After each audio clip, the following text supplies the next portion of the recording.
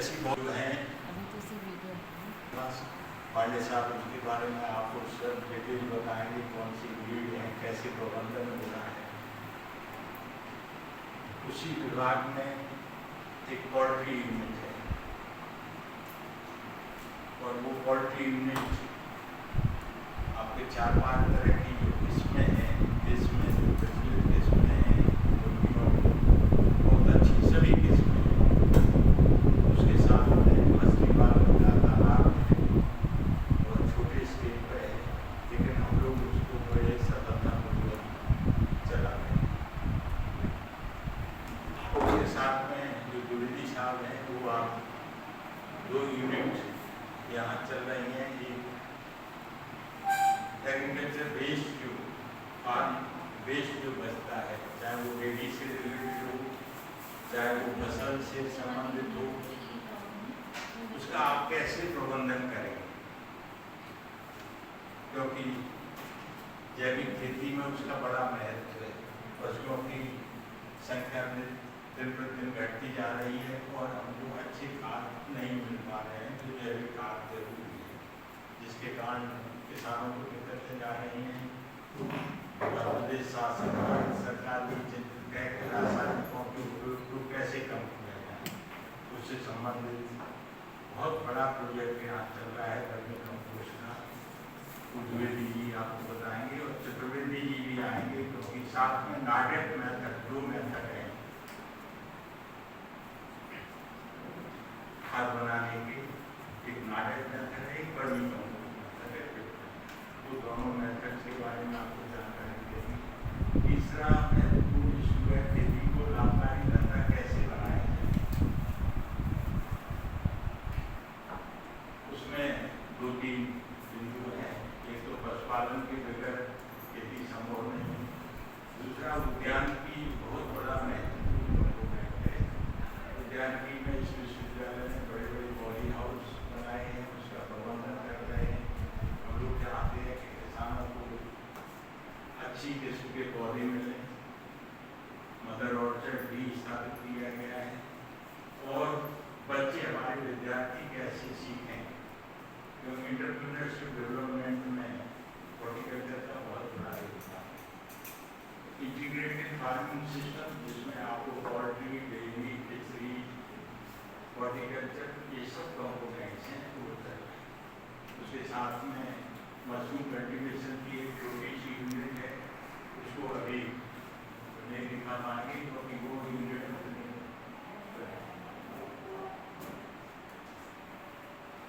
तो जो 2-3 यूनिट हैं जो अपनी सफलतापूर्वक चल रही हैं, उनको आप देखें और इसके बाद भी आप लोगों को कोई जानकारी की आवश्यकता होगी और हम लोग जानकारी आपको देने का प्रयास करें। इन्हीं सपनों के साथ मैं सिंह साहब से निवेदन है कि 5-5, 10-10 मिनट जो एक्सपर्ट हैं उनको यहाँ पूरा बोल देंगे, आपको समझा देंगे कि बच्चे हैं, विद्यार्थी आए हुए हैं और फिर हम तीनों 4 यूनिट विस्तृत जानकारी उनसे धन्यवाद कुमार साहब। मैं जो हमारे छात्र हैं वो अपने विभाग में आए हैं, जल्दी से स्थान ग्रहण करें और इधर आगे भी बैठ सकते हैं। उधर भी सुनाई दे रहा हो, इधर आगे आ जाए। साइड में ये कुर्सियाँ रखी, इधर बोले बैठे कुर्सी बोलो नहीं बैठे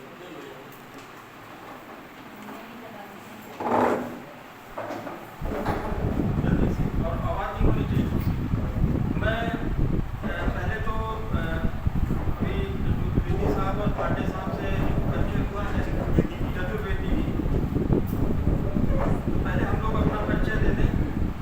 मैं जूलॉजी में हूँ, डॉक्टर सुरेश प्रताप सिंह, विभाग अध्यक्ष हूँ और हमारे MSc और BSc के छात्र इस कार्यक्रम में, इस वर्कशॉप में सम्मिलित हो रहे हैं।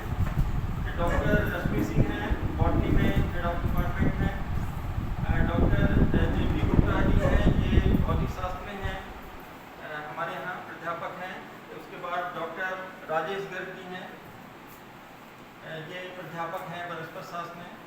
और यहाँ पर हमारे वरिष्ठ प्राध्यापक और अभी हाल में ही उन्होंने अपनी सेवाएं जो है गर्ल्स कॉलेज से उनकी पूरी हुई हैं प्रोफेसर आदित्य त्रिपाठी जी, और वो क्योंकि इन सब चीज़ों में बहुत रुचि रखते हैं इसलिए उन्हें आज हमने विशेष रूप से आमंत्रित किया है। तो मैं अब पांडे जी को आमंत्रित कर रहा हूँ कि छात्रों को अपना बताएं। धन्यवाद सिंह साहब, thank you very much doctor Singh साहब। यहाँ पर APS विश्वविद्यालय के सभागार में उपस्थित गवर्नमेंट डिग्री कॉलेज से आए हुए समस्त स्टाफगण, विशेषकर डॉक्टर सिंह साहब, doctor Rashmi Singh ji, doctor Gupta ji, doctor Garg ji, doctor Tripathi ji और सभी हमारे प्रिय विद्यार्थी, आप सबका मैं हृदय से स्वागत करता हूँ। इस कार्यक्रम में हमारे साथ उपस्थित डॉक्टर तोमर साहब जो यहाँ के फैकल्टी डीन हैं और हमारे साथी डॉक्टर द्विवेदी जी और डॉक्टर चतुर्वेदी जी। मैं ये आशा करता हूँ कि आज का भ्रमण आपके MSc डिग्री कोर्स के समय निश्चित रूप से एक विशेष स्थान रखेगा और जो आज की हमारे हायर जो लीडर है उसकी जो सोच है उस पर अगर हम जाएं तो देखते हैं कि आज पूरा विश्व रासायनिक खेती से त्रस्त हो चुका है। कृषि की उत्पादकता बढ़ाने के लिए हम हमेशा प्रयासरत रहे हैं केमिकल फार्मिंग का उपयोग करके, चाहे वो उर्वरक के रूप में हो, चाहे वो कीटनाशकों के रूप में हो या चाहे वो खरपतवार नाशकों के रूप में हो। तो आज हम पूरा मानव जगत, न सिर्फ हम भारतवर्ष की या मध्य प्रदेश की बात करें बल्कि पूरे विश्व में एक बहुत ही एक गहरी समस्या आ गई है, गंभीर समस्या आ गई है कि किस तरह से विषयुक्त खेती के कारण जो हमारे नुकसान हो रहे हैं मानव जगत को, उससे हम किस तरह से निजात पाएं। और पूरी जो विश्वविद्यालय की जो पूरे विश्व का जो लीडरशिप है वो इस पर फोकस कर रहा है कि हम जैविक खेती पर आएँ। हम अपनी जो निर्भरता है उर्वरकों की और अन्य आदानों की, उसको हम किस तरह से रासायनिक से कम करते हुए ऑर्गेनिक फार्मिंग पर आएँ। तो प्रिय विद्यार्थियों, मैं आपको ये बता दूं कि जैविक खेती की कल्पना तभी की जा सकती है जब हम कृषि को पशुपालन से जोड़ें, यानी हम जैव उर्वरकों का उपयोग करें, बायो फर्टिलाइजर का अधिक से अधिक उपयोग करते हुए हम केमिकल फर्टिलाइजर को रिप्लेस करें। लेकिन विडंबना इस बात की है, आपने अपने शहर में, अपने गांव में, अपने कस्बे में देखा होगा कि आज का जो किसान है उसके जो फैमिली मेंबर्स हैं, विशेषकर युवा पीढ़ी, वो पशुपालन से दूर होते जा रहे हैं, जिसका परिणाम है कि हमारे जो हम माता कहते हैं, गौ माता कहते हैं, वो आज रोड में आ गई है। और आप देखते होंगे तो दिनों दिन भी इतनी दुर्घटनाएं होती हैं, वाहन से वो मृत हो जाते हैं, मर रहे हैं। और इसके साथ ही साथ ये हमारे मैनेजमेंट की कमी है या हमारे स्टेट गवर्नमेंट की, सेंट्रल गवर्नमेंट की शायद इस तरह की कोई थिंकिंग वास्तव मैनेजमेंट नहीं आ पा रहा है कि किस तरह से हम सड़क से फिर से उनको पशु आवास में ले जाए। तो ये सोचने वाली बात है, तभी हम जो ना अपने आज की आवश्यकता है उसको पूरा कर सकेंगे। आज हम लोग यहाँ पर अपने JPS विश्वविद्यालय में कृषि समुदाय के अंतर्गत यहाँ पर डेयरी फार्मिंग, पोल्ट्री फार्मिंग और फिशरीज फार्मिंग यहाँ पर जो संचालित हो रही हैं उनके बारे में हम वहाँ भ्रमण करके देखेंगे। इसके पहले कि हम भ्रमण की ओर जाएं, हम मुख्य रूप से 3-4 बातें बता दूं कि पशुपालन तभी संभव है जब हम 4 प्रमुख बातों पर ध्यान रखेंगे। आप नोट कर सकते हैं, आपको कर लीजिए। नंबर 1, ब्रीडिंग यानी प्रजनन। अगर पशुओं पर सही तरह से उनके माँ बाप का यानी उनके पेरेंट्स का सिलेक्शन हम नहीं करेंगे तो फ्यूचर में जो उनकी प्रोजेनी आएगी, उनकी संततियाँ आएंगी, वो सही उत्पादन वाली नहीं आएगी। इसलिए आवश्यक है कि हम इनडिस्क्रिमिनेट ब्रीडिंग अपने पशुओं में ना कराएं। आज में पशुपालकों को शिक्षित करने की आवश्यकता है कि हम किस प्रकार के मेल और फीमेल का चयन करें जिनकी जो पोटेंशियलिटी है, उनकी जो क्षमता है, सर्वाधिक उद्देश्य को पूरा करें, चाहे वो दूध उत्पादन के उद्देश्य हो, चाहे जल्दी सेक्सुअल मैच्योरिटी आने की आवश्यकता हो, चाहे अधिक मांस उत्पादन करने को हो, चाहे अंडा उत्पादन करनी हो, चाहे मछली उत्पादन करनी हो। इन चीजों को हमें टारगेट करके ब्रीडिंग करनी चाहिए। दूसरी बात, आप ब्रीडिंग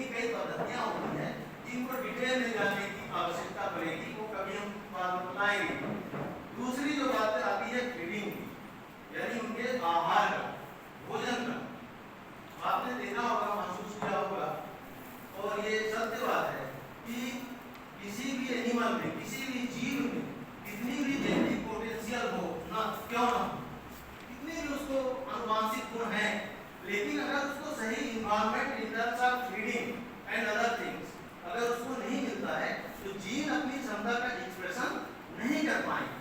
उदाहरण के लिए कोई जीन रिस्पॉन्सिबल है मिल्क प्रोडक्शन के लिए, अब बॉडी में जो हम मिल्क प्रोडक्शन के लिए कौन सा अंग है, मेमरी ग्लैंड है ना, ठीक है। तो अगर जीन्स को अपना कैरेक्टर रिप्रेजेंट करने के लिए आवश्यक आदान या इनपुट नहीं मिलेगा इन टर्म्स ऑफ इन्वायरमेंट, तो क्या ये संभव हो पाएगा? डिसीज रेजिस्टेंस की ट्रेट हम बात करें तो ये तभी अच्छे से काम करेंगे जब हम अच्छा उसको वातावरण करें, वातावरण दें, अच्छा शेल्टर दें, वैक्सीनेशन प्रोग्राम अपनाएं, स्वास्थ्य की सुविधाएं। नंबर 2 क्या हो गया? ब्रीडिंग। नंबर 3 होता है हीडिंग। हीडिंग यानी पशुओं को जो एडवर्स सिचुएशंस होती हैं उनसे बचाना। यहाँ भी वही प्रिंसिपल लागू होता है कि जेनेटिक पोटेंशियल का पूरा एक्सप्रेशन तभी हो पाएगा जब उसको अच्छा environment in terms of proper housing and sanitation दे पाएंगे। आप जानते हो कि अगर हमें आवास की आवश्यकता क्यों पड़ती है? इसलिए जिससे हमारा शरीर सूर्य की किरणों से, ठंडी हवाओं से, लू से या आंधी तूफान से हम अपने आप को बचा सकें। अब थोड़ा सा और आगे भी जा सकते हैं और ऐसी परिस्थितियां आ सकती है जिनसे बचाव हमारा जरूरी है, जैसे थेफ्ट केसेस। लाइव स्टॉक में जो ना चोरी का भी डर रहता है और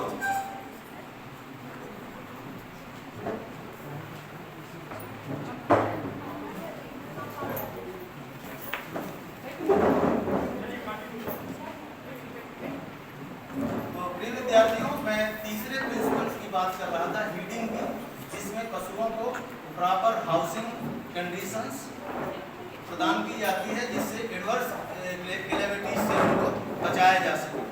फोर्थ और जो कि सबसे महत्वपूर्ण भाग होता है, हालांकि हमने फोर्थ किया है, इसको नंबर 1 में होना चाहिए, सैनिटेशन एंड हेल्थ मेजरमेंट्स। क्योंकि आपने एक कहावत सुनी होगी, स्वास्थ्य जो है ना सबसे बड़ी चीज़ होती है, हेल्थ इज वेल्थ, या जान है तो जहां है। अगर जान नहीं बचेगी तो किसी प्रकार की आपसे रिजल्ट प्राप्त करने की हम एक्सपेक्ट नहीं कर सकते हैं। इसलिए सैनिटेशन जो ना बहुत ही जरूरी है। Sanitation include not only include the prevention and control but also treatment and hygienification. तो ये 3-4 चीज़ें अगर हम अपने दिमाग में रख लें तभी हम किसी भी प्रकार के एनिमल हस्बेंड्री या इसकी जो प्रैक्टिसेस है उसको सफलतापूर्वक संचालित कर सकते हैं। आपको मालूम होगा कि हमारा देश जो ना एक एग्रीकल्चरल कंट्री, कृषि प्रधान देश जिसको हम कहते हैं। जब हमने स्वतंत्रता प्राप्त की थी 1947 में, तो हमारे एग्रीकल्चर का जो कंट्रीब्यूशन है टोटल जीडीपी में, है ना, जो सकल घरेलू उत्पाद की जो टोटल इनकम होती है उसमें हम 56% एग्रीकल्चर से कंट्रीब्यूट होता था। लेकिन दिनों दिन जो है ना किन्हीं कारणोंवश आज हम जो है ना बहुत कम उस पर पोजीशन पर है, ओनली 13% हमारा कंट्रीब्यूशन रह गया। और अगर हम एनिमल हस्बेंड्री सेक्टर की बात करें तो टोटल जीडीपी में हमारा सिर्फ 4% रह गया। कभी हमारा 25% होता था डेयरी सेक्टर पर, आज वो 4% रह गया। और एग्रीकल्चर में अगर डेयरी का कंट्रीब्यूशन देखते हैं तो वो जो है अभी 23% है एट प्रेजेंट। तो ऐसे कौन से कारण हैं कि हम दिनों दिन कृषि की उत्पादकता तो बढ़ रही है। आज हम जहाँ कई स्टेज में बोलते हैं कि हमारे पास अन्न का भंडार इतना ज़्यादा हो गया है कि उसकी अगर हम छल्ली लगाएं तो चाँद तक पहुँच जाए। यानी ऐसा तो नहीं है, कहने का मतलब ये कि न सिर्फ आज हम अपने आप पर इंडिपेंडेंट हो गए हैं, हम स्वावलंबी बन गए हैं, बल्कि हम दूसरे देशों को भी अन्न की सप्लाई कर सकते हैं। अभी हाल में आपने देखा भी होगा कि अभी कहाँ पर आया था भूकंप, पेरू में, नहीं सॉरी तुर्की में आया है ना। तो कितना जो ना फूड मटेरियल और अन्य चीज़ें वहाँ पर हमने सप्लाई की है, ठीक है ना।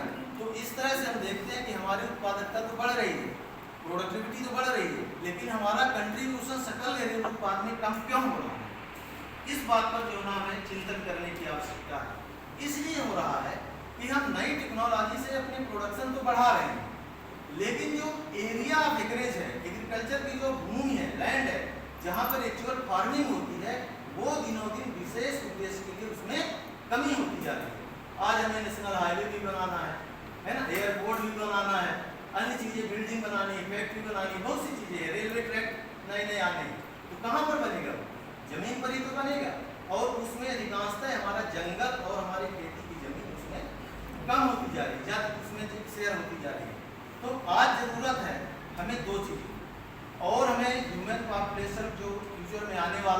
कई गुना बढ़ने जा रहा है। आप देख लो किस स्पीड से हमारी संख्या बढ़ रही है। तो उसको टारगेट करते हुए हमें क्वांटिटी भी बढ़ानी है और क्वालिटी भी बढ़ानी है। क्वालिटी क्यों बढ़ानी है? आपने सुना है वहाँ पर पंजाब में भटिंडा एक प्लेस है, सुना है? वहाँ से एक ट्रेन जाती है बीकानेर को, उसे हम बोलते हैं कैंसर ट्रेन। और आपको मालूम होगा पंजाब और हरियाणा एक ऐसे देश है जहाँ पर सबसे पहले हरित क्रांति का टेस्ट किया गया, ग्रीन रिवोल्यूशन। वहाँ की प्रोडक्टिविटी इतना ज़्यादा मैनीफोल्ड बढ़ गई जिसकी कोई सीमा नहीं। लेकिन बदले में क्या मिला? हमें कहाँ कंप्रोमाइज़ करना पड़ा? हमारे ह्यूमन हेल्थ पर। ऐसी ऐसी बीमारियाँ आ गई जो हम बोलते हैं कि इनका कोई ट्रीटमेंट ही नहीं है। तो आज हमें क्वालिटी की भी ज़रूरत है। ऐसे हम चीज़ों इनपुट्स का प्रयोग करें जिससे हमारे जो प्रोड्यूस है, चाहे वो ग्रेन हो, चाहे मिल्क हो, चाहे फ्रूट्स हो, चाहे वेजिटेबल हो, उसमें टॉक्सिक चीज़ें नहीं होनी चाहिए। और इन चीज़ों को अपनाने के लिए आवश्यक है हम पशुपालन को फिर से जाएं, हम फिर से वापस आएं। विद्यार्थियों, आपने श्री कृष्ण भगवान का नाम, दूसरा नाम गोपाल सुना होगा ना? क्यों पड़ा है गोपाल? गाय चराते थे इसलिए, क्योंकि वो गायों का पालन करते। He was the very eminent animal geneticist. वो बहुत बड़े विज्ञानी थे एनिमल साइंस के, किस तरह से जेनेटिक्स और उसमें ब्रीडिंग करनी है, बहुत बड़े ज्ञाता थे, न सिर्फ ईश्वर थे। तो हमारा ये कहने का मतलब है, आप लोग एक नई जनरेशन हो, आपको अगर हम सही दिशा में थोड़ा भी मोड़ देंगे बहुत ज़्यादा चेंज आगे देखने को मिलेगा हमारे राष्ट्र में। तो आप लोग अपने माँ बाप को, अपने पेरेंट्स को, अपने भाइयों को, बहनों को जरूर ये कहें कि हमारे घर में हम कोई न कोई विधा, हम ये नहीं कहते गाय का पालन नहीं करें, आप भेड़ पालन है, बकरी पालन है, मुर्गी पालन है, मत्स्य पालन है, इनको लेके चलें। न सिर्फ आपको अच्छी पौष्टिक चीज़ें मिलेंगी बल्कि आपका पर्यावरण भी उससे साफ रहेगा, सुथरा रहेगा और संपूर्ण रहेगा। इन्हीं शब्दों के साथ अभी हम लोग भ्रमण करेंगे, तो बहुत सी बातें चर्चा करेंगे और मैं अपनी यहाँ पर बातों को समाप्त करूँगा। Thank you very much.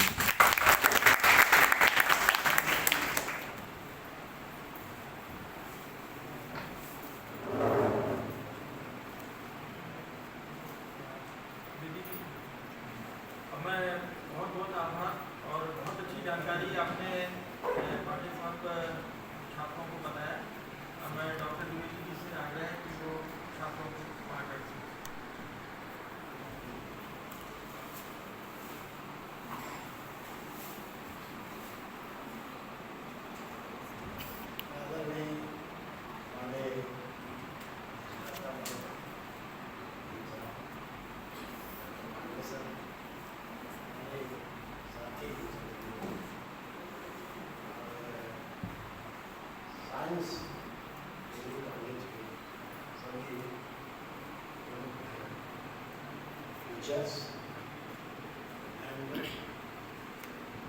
girls and boys, केवल समय कम है, 10 मिनट का टाइम दिया, केवल 5 बातें हम चर्चा करेंगे। उसमें पहली बात यह है कि जहां पर आप आए हुए हैं आज, क्या आपको मालूम है AKS? हो सकता है मालूम हो सभी को, पर यदि किसी एक को नहीं मालूम है तो हम लोग ये मानते हैं कि हमारा जो उत्तर जो हमने दिया है वो best. AKS, amicable knowledge solution. बहुत से लोग उसका दूसरा अर्थ लगाते हैं, I don't know, and I do not have any type of interest to change this argument. AKS सभी को मालूम होना चाहिए और बहुत बढ़िया जगह आप आए हैं, बहुत अच्छा यहाँ से आपको नॉलेज मिलेगा। और ये संस्था ऐसी है, यहाँ पर किसी भी प्रकार के नॉलेज का या किसी प्रॉब्लम का सॉल्यूशन हम मैत्रीपूर्ण ढंग से करेंगे। एमिकेबल। ठीक। दूसरी बात, एक जगह हम लोग गए और यहाँ भी बैठे, बहुत से छात्र बैठे और डॉक्टर पांडे साहब ने चर्चा भी की। तो प्रश्न ये आता है, एक जगह गए हम लोगों ने ट्रेनिंग स्टार्ट कर दी और ट्रेनिंग फिनिश हो गई। तो उन्होंने क्वेश्चन किया कि सर थोड़ा माफ करिएगा, बहुत से बच्चे हैं पीछे तक बैठे हैं, ये नहीं पता चला कि आप कौन हैं, कहाँ से आए हैं, आप क्या ये सब बोल के चल दिए। मैंने कहा ठीक है भाई। तो फिर वहां पर हमने अपना परिचय किया। हमने कहा भाई हमारा नाम वासुदेव द्विवेदी है, हम कृषि महाविद्यालय रीवा में काम करते हैं और प्रत्येक छात्र हो, छात्रा हो या कोई डिग्निटी हो, हर एक किसी के नाम का कुछ ना कुछ मीनिंग होता। ये तो बहुत अच्छा है सर। आपने कहा अच्छा भी कहा, अभी और होने वाला है। अरे उसमें ये बताया हमने कहा था कि वासुदेव यानी वसुदेव के पुत्र, वसुदेव के पुत्र यानी वासुदेव, और वासुदेव यानी श्री कृष्ण, गोपाल, वही उनके बहुत से नाम हैं। तब उन्होंने क्या कहा, जो कुछ सीनियर पर्सन थे, उन्होंने कहा सर बढ़िया साक्षात भगवान के दर्शन हो गए, भाई एक लोटा पानी लाओ जल्दी, भगवान को स्नान करा रहे हैं, हमने कहा बहुत ठंडी है। तो ये एक परिचय है हर किसी का, हम अपनी बात नहीं कर रहे। तीसरी बात आती है कि क्या जिस जगह आप आए हैं वहाँ का उद्देश्य क्या है। हो सकता है कि आप लोग कुछ दूसरा सीख के आए, क्योंकि हम लोग सभी कृषि विश्वविद्यालय से बिलोंग करते हैं, से संबंधित हैं। यहाँ पर मुख्य रूप से 3 प्रकार के नॉलेज दिए जाते हैं। पहला नॉलेज है शिक्षा, पढ़ाना, टीचिंग। दूसरा नॉलेज है रिसर्च, रिसर्च माने उसको हम अपने शब्दों में कह देते हैं बच्चों के लिए कि पुन पुन चंदन और पुन पुन पानी। तीसरा उसमें एक और है एक्सटेंशन। क्या आपने जो नॉलेज लिया है कृषि में उसको कहाँ तक पहुँचा है, किसानों को खेत में पहुँचा या नहीं पहुँचा, विद्यार्थी जानते हैं नहीं जानते, उसको हम पहले यहाँ से करेंगे और इसके बाद उसको किसानों के यहाँ ले जाते हैं, जिससे कि एक कहावत हमारी चरितार्थ होती है। मैं 2 बात और बताएं। वो कहावत क्या है, तो खेती में गुण बहुत है, हम इसको प्रमाणित करेंगे। खेती में गुण बहुत है, सदा राखिए साथ। अब खेती गए ना उभरे, यदि खेती चली गई तो मोती और मनुष्य। अब इसके लिए इसको क्लियर करेंगे, आपको समझा देंगे कैसे। कि खेती वास्तव में, जैसे जो बहुत लोग बच्चे बैठे हैं जिनके घर में खेती होगी, रात में मेहमान आ गए रात 10, ठीक है पूरी नहीं बनाएंगे भाई, तेल नहीं है, किसान के पास तो पैसा कम रहता, अब तो नहीं, अब तो मिलने लगा। लेकिन वो क्या करेंगे, 10 नहीं 20 आ जाएंगे, खाना निश्चित बन जाएगा। लेकिन नौकरी में चाहे कोई कितनी भी बड़ी नौकरी करता हो, 5 किलो या 6 किलो या 10 किलो, इससे ज़्यादा उसके घर में आटा नहीं रहता। किसान के घर में 50 किलो एक पूरी पिसाता है। इसलिए खेती बहुत जरूरी है। क्यों? क्योंकि खेती आपन चेती, यदि आप सचेत हैं तो ही खेती संभव है। हम आगे अपनी बुराई नहीं करेंगे, क्योंकि हम तो रिटायर हैं, खेती चेत रही है। पर यहाँ पर सीधा एक नियम है उसका कि आप लोग अभी क्या करेंगे, जहाँ 4 बजे का 5 बजे का 6 बजे का घर पहुँचेंगे, मम्मी मेरा तो सिर दर्द कर रहा है, 5 रोज थक गए, वो एक द्विवेदी साहब आ गए रीवा से, 1 घंटा भाषण दिया, अब हमको चल अच्छी गर्म चाय बुला लो। ठीक है, मम्मी ने तो व्यवस्था कर दी, लेकिन उसके बाद आप कहेंगे कि अब मैं रेस्ट कर रही हूँ, डोंट डिस्टर्ब मी। लेकिन खेती का ऐसा नहीं है। खेती 24 आवर 24 घंटे चलती है। आप लोग इसको, जिसके पास खेती है वो इसका अनुभव कर लेंगे कि खेती जो है वो कभी सोती नहीं, खेती कभी ना सोती, तभी वो सफल होती है। अब तीसरी जो 3 बातें हो गई, चौथी में आएंगे। चौथी है खेती बहुत बड़ा सब्जेक्ट। जिस प्रकार आप कहेंगे मेरा जूलॉजी बहुत बड़ा है, आप कहेंगे मेरा बॉटनी बहुत बड़ा है, लेकिन सब खेती से जुड़ा है। बॉटनी भी, जूलॉजी भी, कीड़े हैं तमाम। इसमें 2 बातें, एक अपने आप बहुत बड़ी गंभीर समस्या है कि जगह जगह वेस्ट मटेरियल फेंक दिए जाते हैं। वो प्लास्टिक नहीं, जो डिकम्पोज होने वाला है, किसी ने चारा निकाला, किसी ने कुछ दूसरे खासतौर से गाजर, घास, ये फेंक दिए जाते हैं। तो इसमें एक मेथड बनाई गई है, उसको हम लोग दिखाएंगे फील्ड में। उसका नाम है नाडेप, NADEP। इसके 2 नाम दिए गए क्योंकि एक वैज्ञानिक ने बनाया। वैज्ञानिक क्या, फार्मर ही है वो, प्रोग्रेसिव फार्मर, उन्होंने बनाया तो उन्होंने अपना ही नाम दे दिया, नारायण देव राव पंडरी पांडे। नारायण देव राव पंडरी पांडे, यवतमाल जिला है महाराष्ट्र में। अब इसके पीछे जो कारण है वो क्या है? नंबर 1, इसलिए बनाया क्योंकि ये जो वेस्ट मटेरियल है लोग फेंकते थे इधर उधर, उसने कहा आप यहाँ पर कलेक्ट कीजिए और इसको हम बनाएंगे। गाजर घास जो बेकार है, हेडेक है और हानिप्रद है, उसको भी आप कलेक्ट कीजिए, इसको हम नाटक में खाद बनाएंगे। तब प्रश्न आया कि जानवर बहुत कम है, उनका कोई टेंशन नहीं, कम से कम गोबर में सरल ढंग से सस्ते तरीके से खाद बनाना, यानी नाडेप। तो उसको दूसरे जो वैज्ञानिक आए उन्होंने उसका दे दिया नाम नेशनल एग्रीकल्चर बिजनेस डेवलपमेंट। ठीक है, उन्होंने कहा भाई इसको बनाएंगे, हम बेचेंगे। आइए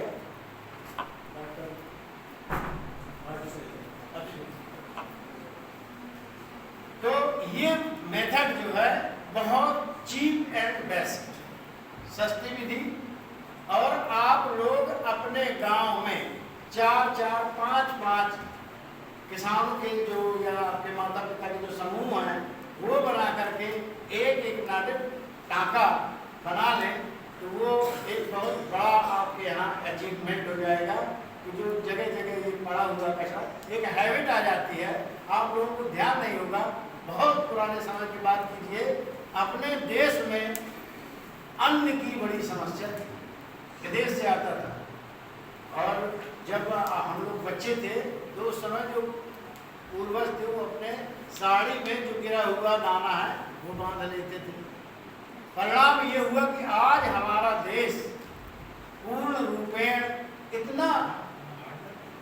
इतना ग्रेन से संपन्न है, इतना अनाज है कि उसकी कोई कमी नहीं है। हम दूसरे को देने को तैयार है और हमारे पास भंडार। इसी में अब दूसरी बात आ गई कि जो वेस्ट मटेरियल है, जो डिकम्पोजिव है, जो सड़ सकता है आसानी से, यदि हम चाहें तो इसको भी एक उसमें इकट्ठा करके और नाटक खाद बनाए। और जो जैविक या नेचुरल ये फार्मिंग का सिस्टम अभी चल रहा है, अभी बहुत बड़ा कॉन्फ्रेंस हुआ है नेचुरल फार्मिंग, प्राकृतिक खेती।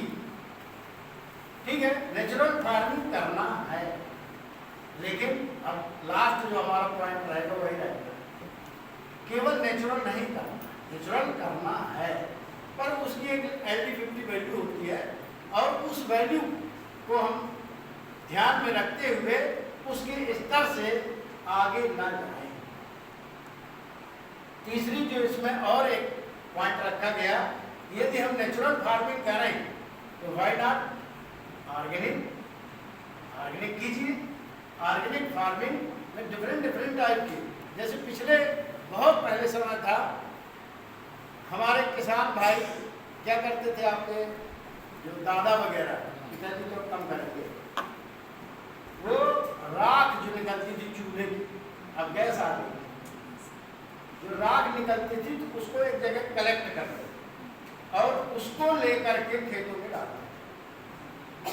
फास्फोरस अपने आप मिल गया, फसलों को फास्फोरस मिल गया।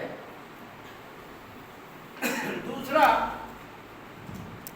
बहुत से पहले के भी अभी भी पीपल के पेड़ के नीचे भोजन करते थे, अब तो डर लगता है, अरे उधर भूत हो या पीपल पात सरसमन डोला असमन गुनहराव नहीं बोला, तो मैंने इस तरह का झंकार आता है, वो नेचुरल है, आई डू रियलाइज, लेकिन ऐसा नहीं है, उसके पीछे भी साइंटिफिक रीजन है, वैज्ञानिक कारण है कि जब आप पीपल के नीचे बैठ करके भोजन करेंगे तो आपको ऑक्सीजन मिल जाएगा। अरे लेकिन अब के लोग क्या करते हैं, वो हम नहीं जानते उस धातु का नाम है कुछ, कढ़ाई जो स्टील वगैरह की होती है, उसमें एल्युमिनियम में, उसमें खाना बनाते खाते हैं, लोहे की कढ़ाई नहीं, तो फिर उनके स्वास्थ्य में एनीमिया हो गया। जबकि पहले आप लोग देखते हो लोहे की कढ़ाई के घर में खाना बनता था, और जब वो खाना बनेगा तो कुछ ना कुछ फेरस Fe उसमें, ये छोटी छोटी ऐसी बहुत सी बातें हैं जो हम लोगों की डेली नॉलेज की, भले ही हम भी ना अपना रहे हैं, वो बात अलग है, लेकिन यदि इनमें से एक या दो बातों को ध्यान में रख के हम आज ये जानकारी लें तो शायद इसका लाभ मिलेगा। एक अंतिम बिंदु, नाटक क्या है, टेक्निक है, टेक्नोलॉजी है जो डेवलप की जा सकती है, और आप लोग विजिट करेंगे उसमें दिखाएंगे कि कैसे उसमें, और सस्ता सरल है, कैसे उसमें चित्र बनाए गए हैं, 6 ऊपर 7 6 7, इधर साइड में 3 2 3, तो जिससे कि वो एक दूसरे से मैचिंग ना हो, अल्टरनेट रहे, सेम नहीं रहे, जैसे ये बनाएंगे हमारे पास चित्र भी है। और तीसरी उसी में बात आ जाती है कि जिससे प्रॉपर एरेशन, तभी उसमें सड़न होगी, उस प्रक्रिया को बता देते। देखिए लास्ट एक बात है इंग्लिश में, इंटीग्रेटेड फार्मिंग सिस्टम, इंटीग्रेटेड, एकीकृत कहते हैं उसको, और उसी को कह देते हैं हम लोग समन्वित कृषि, integrated farming system, integrated cropping system, integrated bio system, ऐसे बहुत से सिस्टम।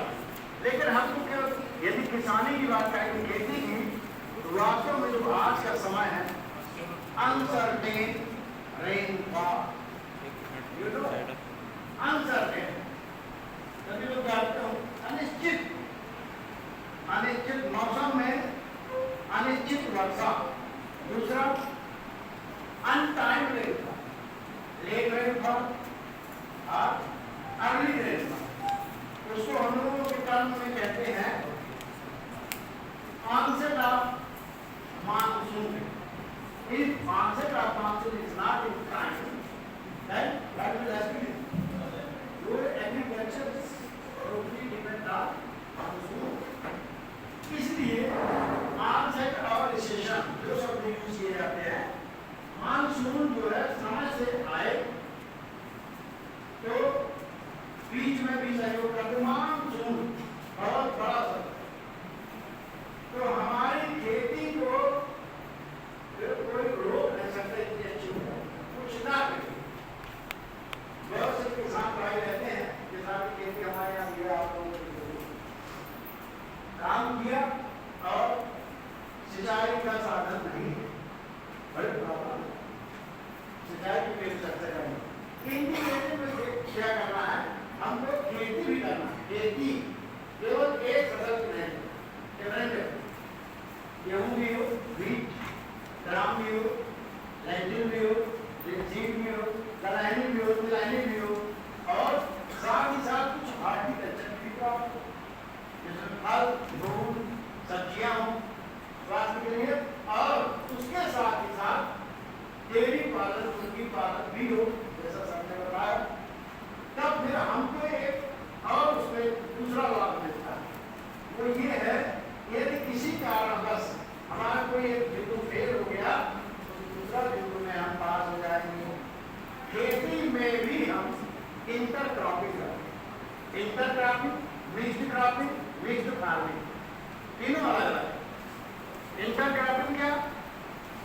2 लाइन 2:2,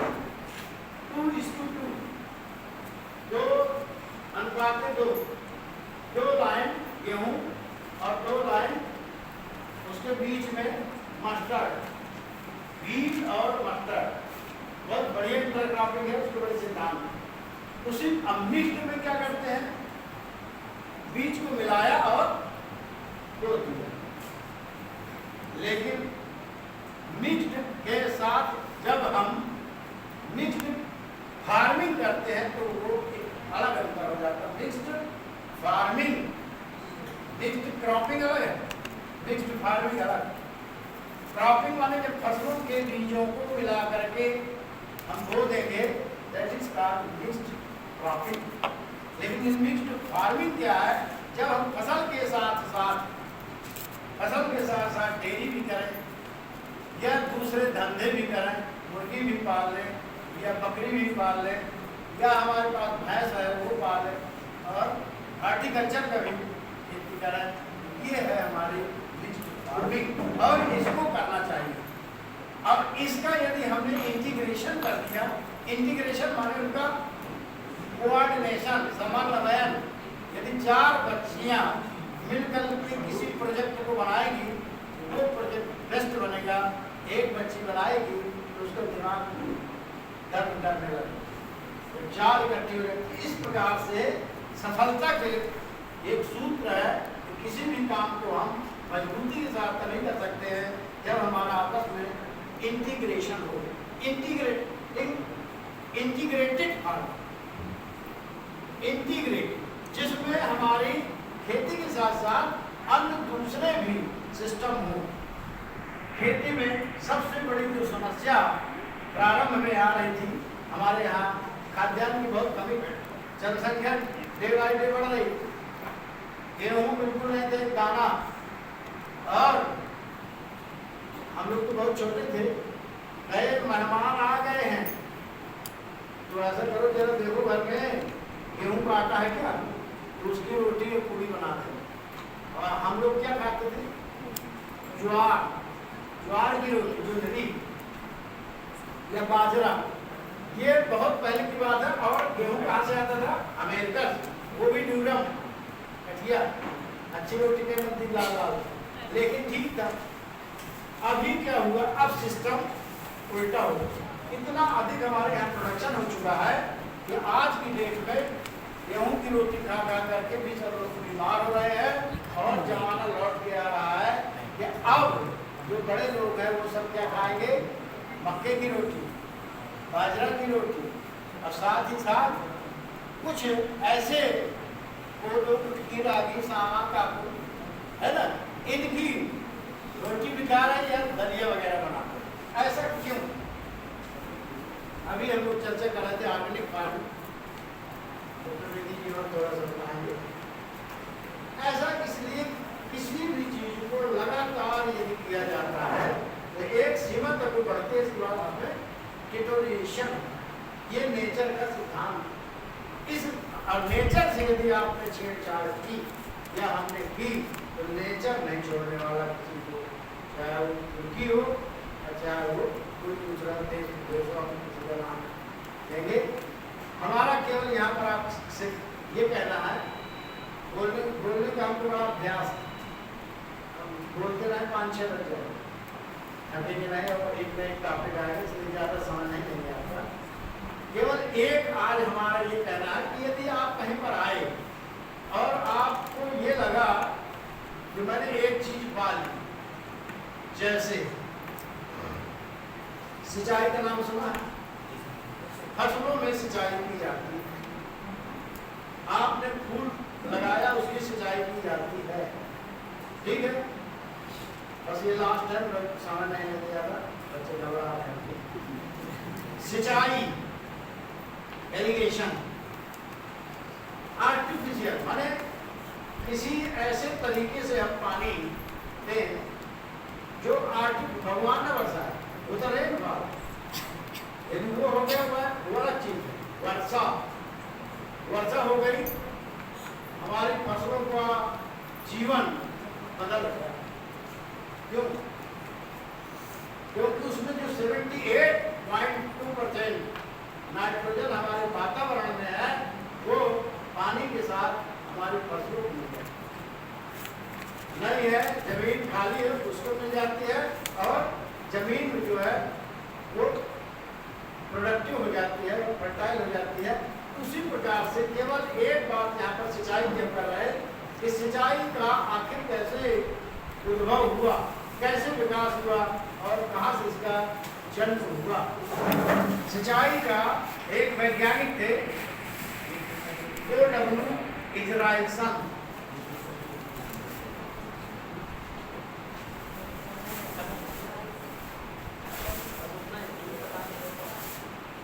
केवल एक लास्ट ये बात बता दूं, इजराइलसन है, एक वैज्ञानिक थे। तो वो क्या करते, देखिए रिसर्च, हमने कहा था ना रिसर्च, तो वो अपना ब्रश करते रहते थे मंजन, और मंजन करके वो अपना जो पानी होता था वो गमले में डालते थे।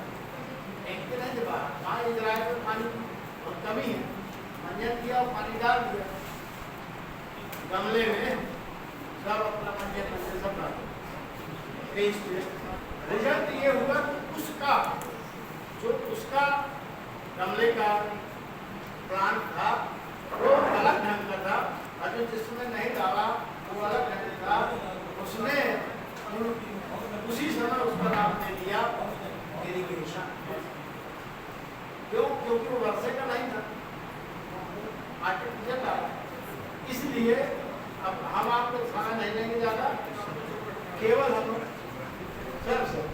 केवल हमको दो काम करना है। खेती में हर प्रकार से इंटीग्रेट, एकीकृत खेती करना, केवल एक फसल की खेती नहीं करना चाहिए। इंटीग्रेटेड से दो अर्थ है, डिफरेंट फसलों की खेती करना। दूसरा है जैविक भी हो, नेचुरल भी हो, और बायो भी हो, और केमिकल भी हो। तभी हमारा देश जो है सुखी और धनधान रहेगा, खेती लाभ का धंधा भी होगा। इसके साथ आप सभी को बहुत बहुत धन्यवाद। यदि कोई प्रश्न हो पूछ सकते।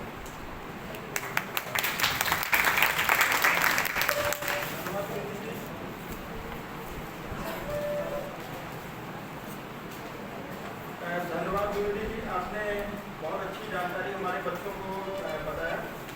आपको ये भी मैं बताना चाहूँगा कि जब हम लोगों ने ये 8 दिन की वर्कशॉप है, UAT की 8 दिन की वर्कशॉप है, तो इसमें काफ़ी बच्चे जुड़े हुए थे। परंतु जो हम लोगों ने आज सूचना निकाली थी, इसमें 2 चीज़ें लिखा था।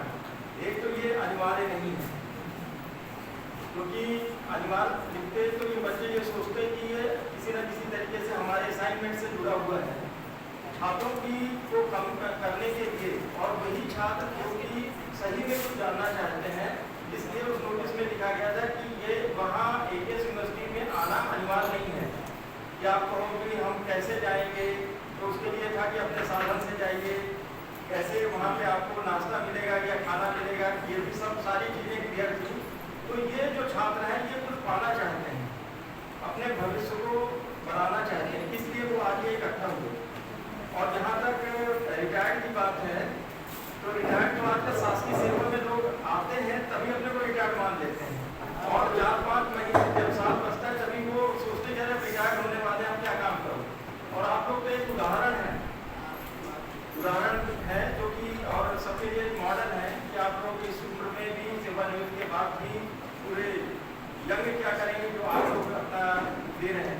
तो मैं आगे के उसमें डॉक्टर DP चतुर्वेदी जी को, जो कि आज वर्मी कंपोस्ट और भी हमारे छात्रों के लिए है, एक वो मैं आमंत्रित करता हूँ तकरीबन।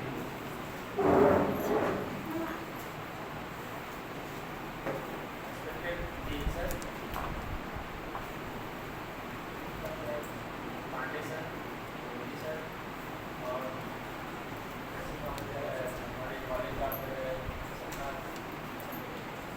आए थे हमारे सर मैडम, सभी अध्यापक सर, हमारे टॉपिक मिला है मेरे को बाकी का पोस्ट के ऊपर, मैं उसमें आपकी जानकारी करूँगा। सबसे पहले ये जाने कि वर्मी कंपोस्ट है क्या। तो वर्मी कंपोस्ट ये केंचुआ की बड़ी खाद है, केंचुए द्वारा बनाई जाती है। और केंचुए क्या करते हैं, ये किसान के सबसे बड़े मित्र हैं, ये किसान के सबसे बड़े मित्र हैं। इनको ये सबसे बड़े मित्र क्यों हैं, क्योंकि ये मिट्टी ही खाते हैं, है ना। और खेत में नीचे तक ये गहराई में ऊपर से नीचे तक इनका मूवमेंट होता है। तो मिट्टी में जब ये नीचे जाते हैं तो हवा का आवागमन, ऑक्सीजन का प्रोवाइड कराते हैं नीचे रूट जोन। ठीक है, तो पौधों के लिए क्या आवश्यक है, रूट जोन में ऑक्सीजन की भी आवश्यकता है, ठीक है, पोषक तत्वों की भी आवश्यकता है। तो हमारे केंचुए सबसे पहले क्या करते हैं, मिट्टी को भुरभुरा बनाते है। क्या कई सालों से हम लोग रासायनिक खादों का प्रयोग कर रहे हैं, हर्बिसाइड, पेस्टिसाइड इसका प्रयोग कर रहे हैं, ठीक है। इनके प्रयोग की वजह से हमारी मिट्टी क्या हो गई, कड़ी हो गई, कम्पैक्ट हो गई।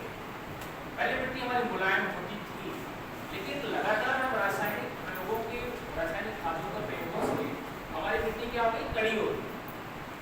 पहले की सिचुएशन का अगर हम बताएं कि एक 30 से 35 हार्स पावर का ट्रैक्टर जुताई कर लेता था, लेकिन आज हमें आवश्यकता पड़ रही है 60 हार्स पावर की ट्रैक्टर, तब हम जुताई कर पाते हैं, क्योंकि मिट्टी हमारी कड़ी हो गई। तो मिट्टी को हमें जीवित रखना है। जीवित को कैसे रखें, हमारी मिट्टी में हम क्या करते हैं, कटाई के बाद हम आग लगाएंगे। तो मिट्टी में जो हमारे आवश्यक कीट हैं, जो डिकम्पोजिशन के लिए रिस्पॉन्सिबल हैं, खत्म हो जाते हैं, तो उनको भी हमें बचाना है। तो आज आवश्यकता पड़ी है कि हमें वर्मी कंपोस्ट का प्रयोग करना चाहिए, ठीक है। तो ये हमारे केंचुए क्या करते हैं, मिट्टी को ही खाते हैं, मिट्टी को ही विस्टा के रूप में निकालते हैं। इनके आंत में वो डाइजेस्टिव सिस्टम होता है, जिसकी वजह से जो हमारी मिट्टी है उसमें पोषक तत्वों की मात्रा बढ़ जाती है, ठीक है। ये कचरा भी खाते हैं। हमारा जो किचन का जो वेस्ट मटेरियल, जो खाना खा के हम बचा देते हैं, जो वेस्ट मटेरियल है, उसको भी ये लोग प्रोसेस में लाते हैं। घर के आसपास का जो कचरा है, वेस्ट मटेरियल है, उसको भी हम इसमें डालते हैं। तो ये केंचुए क्या करते हैं, मिट्टी को भी खाते हैं, कचरे को भी खाते हैं, और बदले में क्या बनाते हैं, खाद बनाते हैं, ठीक है। इनका निकला हुआ जो वेस्ट होता है वही खाद है, उसी को हम वर्मी कंपोस्ट कहते हैं। क्योंकि उसमें केंचुए का जो सलाइवा होता है वो भी मिला होता है, जो कि पोषक तत्वों से भरपूर होता है। ये जो बड़ी हुई खाद होती है, जस्ट लाइक अपना जो चाय की पत्ती है, चाय की पत्ती के आकार का, आपको हम दिखाएंगे भी चल के, चाय की पत्ती के आकार के दानेदार वो खाद होती है। अब उसको हम बनाएंगे, ठीक है, उसकी प्रोसेस बता दें आपको। तो सबसे पहले हमें क्या करना है, उसको हम इसको घर भी बना सकते हैं। इसके एक पॉलीथीन का बना हुआ बैग भी आता है, और हम गड्ढे के रूप में बना सकते हैं। तो सबसे पहले आपको हम पॉलीथीन का बैग दिखाएंगे जो बना हुआ है, वो 12 फीट लंबा, 5 फीट चौड़ा और 2 फीट गहरा, ठीक है। साइज लिख लीजिए इसको, 12 फीट लंबा, 5 फीट चौड़ा और 2 फीट गहरा, ये उसका साइज है, ठीक है। तो सबसे पहले आप क्या करते हैं, उसमें हल्का, इसमें केंचुए क्या खाते हैं, कच्चा गोबर और कुछ पुराना गोबर। पुराना गोबर मतलब 9-10 दिन पुराना सूखा गोबर, उसको खाते हैं। वेस्ट मटेरियल खाते हैं। वेस्ट मटेरियल में क्या, पौधे के बचे हुए भाग, ठीक है। चारा जो अपने आसपास क्षेत्र में होता है, चारा को खाते हैं। तो सूखी वस्तु में क्या, जो उनसे आसानी से चबा लो, मतलब सूखा गोबर, सूखी घास, ठीक है, और कुछ ताजा गोबर, ठीक है। इसको हम उसमें प्रोसेस करके मिलाते हैं। तो जब इस टाइप का जो गड्ढा बनाएंगे या हम पॉलीथीन का सेट बना होगा, उसी में हम इसको तैयार करते हैं। तो सबसे पहले क्या करेंगे, उसमें कच्चा गोबर डालते हैं या घास फूस जो आसपास का एरिया होता है उसको हम मिलाते हैं, ठीक है। और फिर सूखा हुआ गोबर उसमें मिलाते हैं। सबसे नीचे क्या करेंगे, जो अपने मंदिर के आसपास नारियल होता है ना, नारियल का जो बचा हुआ जटा है, ठीक है ना, छोटा छोटा होता है, उसको सबसे पहले नीचे मिट्टी में हम बिछाते हैं।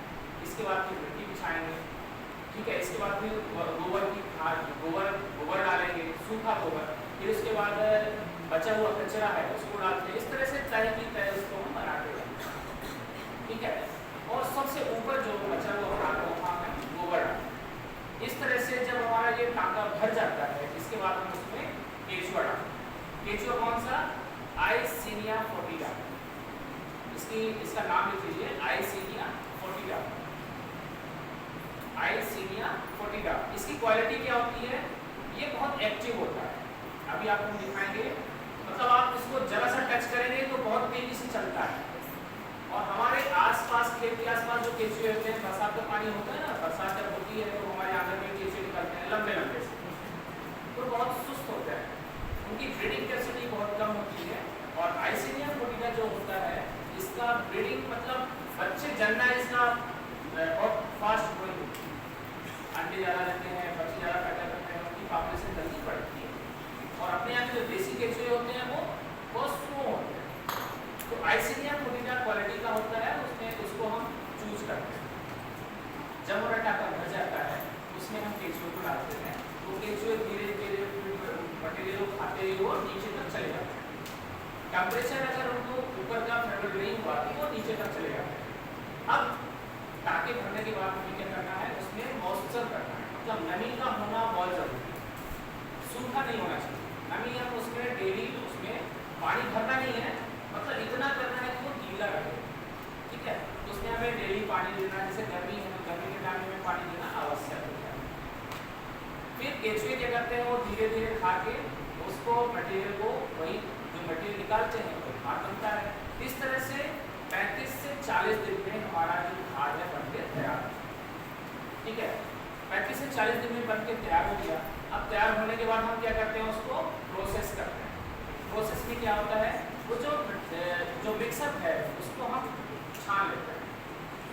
छानना कैसा है कि उसमें केचुए जो है उनकी पॉपुलेशन बढ़ गई है, केचुए भी होते हैं, तो उनको सभी केचुओं को हम निकालने के बाद वही केचुए हम नेक्स्ट टांके जब हम भरते हैं तभी हम केचुए हमारे उपयोग में आ जाते हैं, ठीक है। तो इस तरह से जो मटीरियल निकला उसको हम छानते हैं। तो चाय की पत्ती के आकार का होता है वो, जो कि पहले गीला होता है, उसको हम थोड़ा सुखाते हैं, ठीक है। सुखाएंगे तो नमी कम हो जाएगी। इसके बाद फिर उसको हम छानते हैं। छानने के बाद जो खाद है वो अलग हो जाती है, केचुए जो है वो अलग हो जाते हैं। जो डिकम्पोज नहीं हुआ है मटेरियल उसको हम अलग करते हैं। डिकम्पोज नहीं हुआ मतलब हो सकता है कि वो सड़ नहीं पाया या केचुए इसको खा नहीं पाए, तो उसको हम अलग कर लेते हैं। तो जो सड़ी हुई बढ़िया खाद है चाय की पत्ती की आकार की, उसको हम अलग कर देते हैं। केचुए के रख लिए, जब नेक्स्ट हम उसको गड्ढे को भरना चाहेंगे, बस उसी तरीके से हम उसको गड्ढे को भरते हैं। सबसे पहले ठोक के, मतलब नारियल की बची हुई जटे हुई होते हैं उनको डालते हैं, मिट्टी डालते हैं, गोबर डालते हैं, फिर घास का बचा हुआ भाग, कचरा, वेस्ट मटेरियल, अपने किचन का बचा हुआ भाग वो भी डालते हैं उसमें, ठीक है। इस तरह से टाँके को भरते हैं। अब फिर ऊपर जब होता है तो इसके बाद केचुए का हम छोड़ देते हैं, फिर केचुए अपना फीडिंग शुरू करते हैं। तो ये प्रोसेस होती है उसकी पढ़ाई, ठीक है। अब इसका उपयोग कैसे करें, तो जितनी भी अपनी फसलें होती हैं, फसलें कौन सी, गेहूँ, धान, चना, मटर, मसूर, सरसों, ठीक है, ये सभी फसलें हैं। तो इन फसलों में हम कितना उपयोग करें, तो 5 टन से लेकर 6 टन। 1 टन में कितने केजी होते हैं, 100 केजी। 1,000 सॉरी 1 कुंटल में कितना, 100 किलो। 1 टन में 1,000 किलो। तो हमें 1 हेक्टेयर में सीरियल क्रॉप हो या पल्सेस क्रॉप हो तो उसमें हमें कितना डालना है, 5 टन।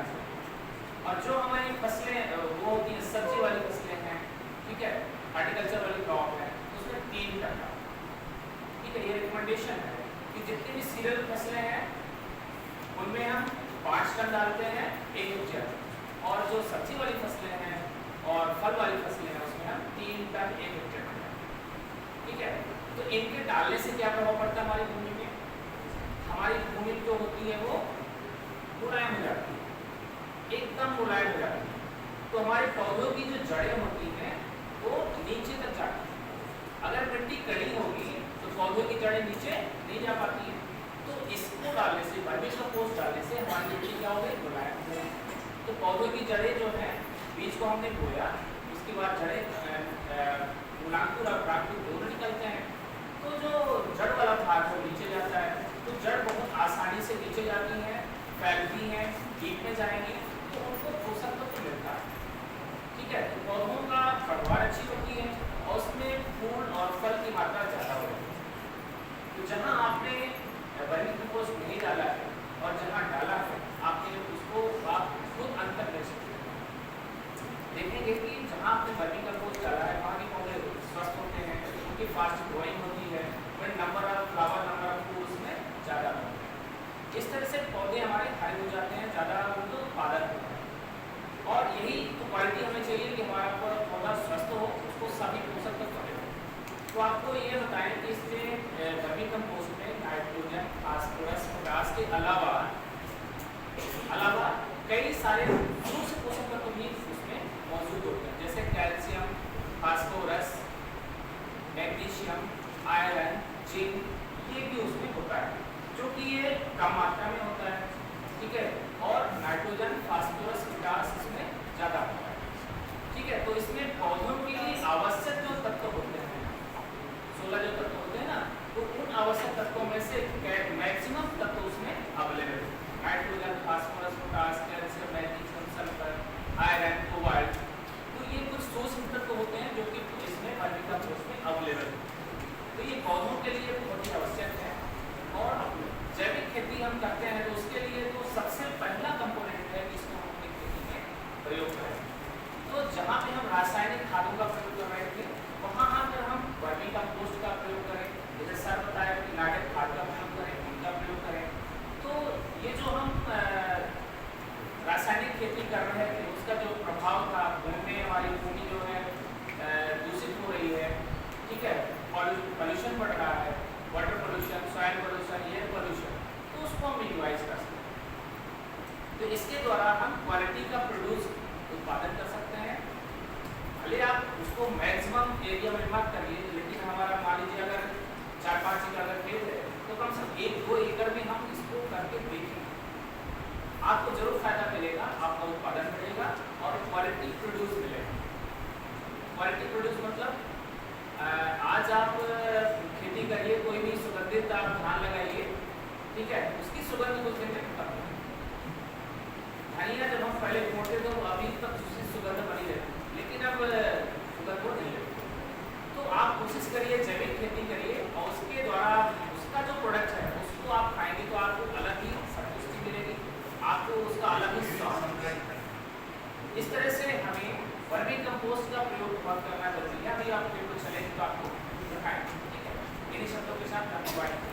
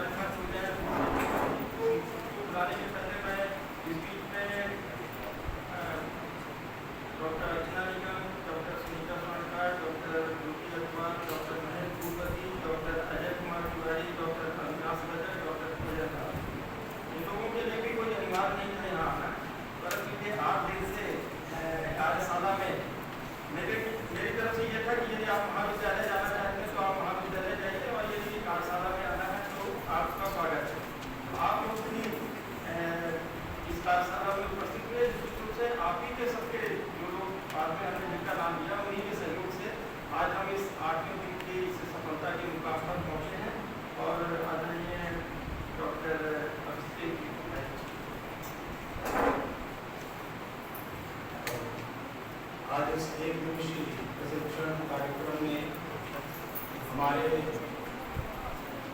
कृषि संकाय के अधिष्ठाता आदरणीय doctor S S. Tomar sir, doctor Sudhir sir, principal ma'am एवं अन्य डिग्री कॉलेज सांस्कृतिक स्वास्थ्य महाविद्यालय के प्राध्यापक एवं मेरी प्रिय छात्र छात्रा, आज जो ये आपका एक उन्मुखीकरण कार्यक्रम रोजगार को लेकर के है, जिसमें जैविक और आपका वर्मी कंपोस्टिंग, तो vermi composting it is a part of organic farming, ठीक है।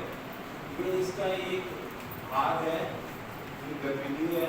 कभी पूर्व के वक्ताओं ने आपसे कई चीज़ों को डिस्कस किया होगा, इस प्रकार से आप FYM मैन्योर, वर्मी कंपोस्ट, नाटक इत्यादि से आप खाद को बना करके और जो नेचुरल वेस्ट है उनका यूज़ करके, यूटिलाइजेशन करके आप किस प्रकार से उसको आज की आधुनिक कृषि में उपयोग कर सकते हैं। आज हम आपको कुछ महत्वपूर्ण विभिन्न पहलुओं में बात करना चाहेंगे, उसके बाद आपको प्रशिक्षण में चलेंगे जो महत्वपूर्ण है। तो एक पहलू तो ये है कि मैं हॉर्टिकल्चर का व्यक्ति, मैं हॉर्टिकल्चर का वैज्ञानिक हूँ और उद्यानिकी आज के समय में कृषि को अगर लाभ का धंधा बनाना है तो उसमें उद्यानिकी की भूमिका बहुत महत्वपूर्ण है और लाभ का धंधा बस नहीं बनाना है। आज हमारे घर की बाड़ियों से लेकर के एक पूरे देश में आज अभी हमने एक टेम्पलेट पढ़ा था कि पूरे भारतवर्ष में मध्य प्रदेश जो है वो मसाले की खेती में अग्रणी राज्य बना है। कि हमारे लिए बहुत गर्व की बात थी कि आज से 10-15 वर्ष पहले जहां हम लोग को कोई पूछता नहीं था उद्यानिकी में, तो आज हम इस आयाम पे पहुंच गए हैं कि आज चाहे मसाले की खेती हो, चाहे फल की खेती हो, चाहे सब्जी की खेती हो, चाहे फूल की खेती हो। फूल की खेती में जितने भी साउथ इंडियन स्टेट्स थी वो अग्रणी थी, लेकिन आज हम 5वें स्थान में। तो ये हमारे लिए बड़ी गर्व की बात है कि आज हमारा मध्य प्रदेश जो है वो केवल कृषि क्षेत्र में तो अग्रणी विगत कई वर्षों से है, कृषि कर्मण पुरस्कार पा रहा है, लेकिन इसमें जो उद्यानिकी का योगदान है वो बहुत महत्वपूर्ण है। तो इस रोजगार की उन्मुखीकरण कार्यक्रम में मेरा जो टॉपिक दिया गया था हाईटेक हॉर्टिकल्चर का, है ना, तो उसमें मैं आपसे थोड़ी कुछ बिंदुओं में चर्चा करूंगा। जैसे कि हमारे यहाँ मिनिस्ट्री ऑफ आपका हॉर्टिकल्चर है ना, वो इंडिपेंडेंट मिनिस्ट्री है ना, उद्यानिकी एवं खाद्य प्रसंस्करण विभाग। उस उद्यानिकी एवं खाद्य प्रसंस्करण विभाग में बहुत सी यहाँ छात्राएं बैठी हैं, तो मैं उनको बताना चाहूँगा कि NHM national horticulture mission, national horticulture board, तो ये एक ऐसे महत्वपूर्ण शीर्ष संस्थाएं हैं जो कि उद्यानिकी किए गए रकबे को बढ़ावा तो देंगे ही देंगे, लेकिन किस प्रकार से हम उद्यानिकी को लाभ का धंधा बना सकें, कृषि को लाभ का धंधा बना सकें, इसमें अपनी महत्वपूर्ण भूमिका अदा कर रहे हैं। जैसा कि पूरे मध्य प्रदेश में एक जिला एक उत्पाद की बात की, तो उस एक जिला एक उत्पाद में अपना सतना जिला टमाटर के लिए चयनित हुआ और टमाटर के लिए चयनित होने के बाद ministry of horticulture and food processing ने जो यहाँ के उद्यमियों को चयन किया, जो कि एक मझगवा में आपके हैं और दूसरे एक मैहर में, और उन दोनों उद्यमियों ने अपने लास्ट अभी एक प्रोग्राम कलेक्ट्रेट में हुआ था जिला पंचायत को, उसमें मैं टीम सर के साथ गया था। उन्होंने अपना जो भी गतिविधियां हैं, जो प्रोसेसिंग की गतिविधियां हैं, जो उन्होंने प्रशिक्षण प्राप्त किया और जो जो उनको चुनौतियां आई वो सब हमसे साझा की। तो हॉर्टिकल्चर एक ऐसी महत्वपूर्ण ब्रांच है और ऐसी ब्रॉड ब्रांच है जिसमें कि केवल एक ही चीज नहीं, उसमें कई ब्रांचेस हैं। तो आप लोग केवल ना इसका उपयोग पोषण के रूप में करें, पोषण के रूप में तो है ही है, जो चीजें सीरियल, मिलेट्स, अभी आपकी 8 दिवसीय कार्यशाला में मिलेट्स के बारे में खूब चर्चा की गई, मोटे अनाज के बारे में चर्चा की गई, है ना, फिर कई सीरियल पल्सेस के बारे में भी आपसे चर्चा की गई होगी। लेकिन एक उसमें जो उद्यानिकी का महत्वपूर्ण योगदान है, कई चीजें ऐसी होती हैं जो हमको उनसे नहीं मिल सकती, लेकिन हम सब्जियों के माध्यम से, फलों के माध्यम से, है ना, मसालों के माध्यम से हम उनको प्राप्त कर सकते हैं। कई डिजीज क्यूरिंग इसमें एजेंट्स पाए जाते हैं, जैसे टर्मरिक हो गई, कुरकुम्मा लांगा, कुरकुम्मा एमाडा की नाम से इसका वानस्पतिक नाम है।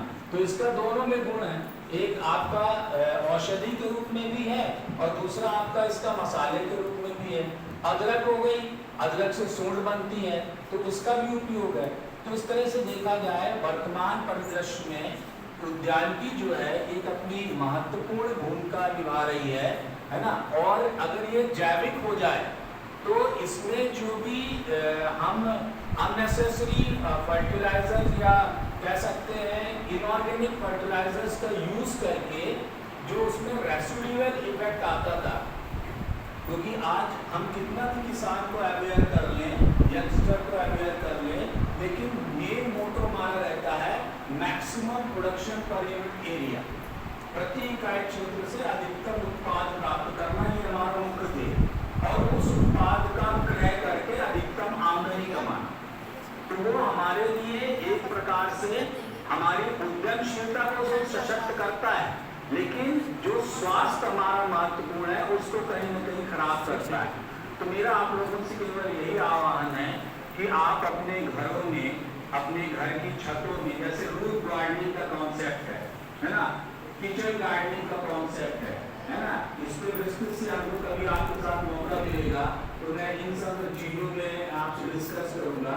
उनसे आप अपने घर का स्वास्थ्य जो है, घर के सदस्यों का स्वास्थ्य भी मजबूत कर सकते हैं और घर के जो वेस्ट मटेरियल है उनकी रिसाइकलिंग करके, है ना, उनका यूटिलाइजेशन अपने किचन गार्डन, रूफ गार्डन करके अपने डेली नीड्स की जो वेजिटेबल्स हैं और जो शॉर्ट ड्यूरेशन फूड क्रॉप्स है, जैसे कि आपका पपाया, स्ट्रॉबेरी, ठीक है, तो उनको भी आप उगा सकते हैं।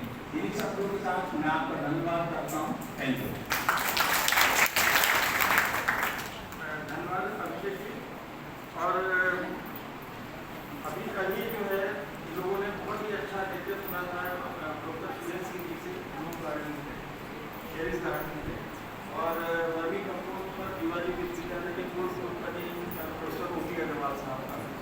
तो बच्चों का आप लोगों के प्रति मैं बहुत बहुत आभार व्यक्त करता हूँ, सभी बच्चों की ओर से, अपने सभी कलीग की ओर से। अब बच्चे फील्ड पे जाने के लिए थोड़ा सा तैयार हों, क्योंकि धूप भी बहुत है, और यदि किसी को धूप से बहुत ज़्यादा दिक्कत हो तो फिर वो यही रुकेगा, है ना, कि चलने में या दिक्कत हो।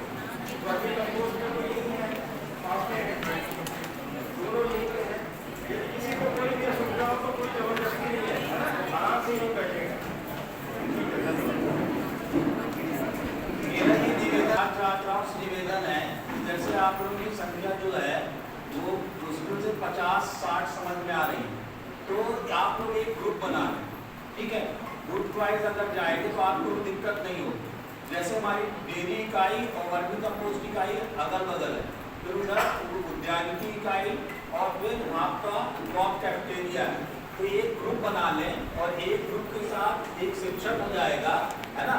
तो ग्रुप वाइज सर्कुलेशन में आप लोग अपना ये प्रशिक्षण ले लें तो आसानी रहेगी कि इतने लोग मैक्सिमम लोग वहाँ जाएंगे तो दिक्कत नहीं होगी, है ना। तो ग्रुप में आप एलोकेट होकर के जाएं। Thank you very much. बैठ चाहिए था, तुम इधर आ जाओ, बाकी लोग जाने दो। बैट पेन है सबके पास? बैट पेन से जल्दी चलो, जल्दी लाइन से रहो।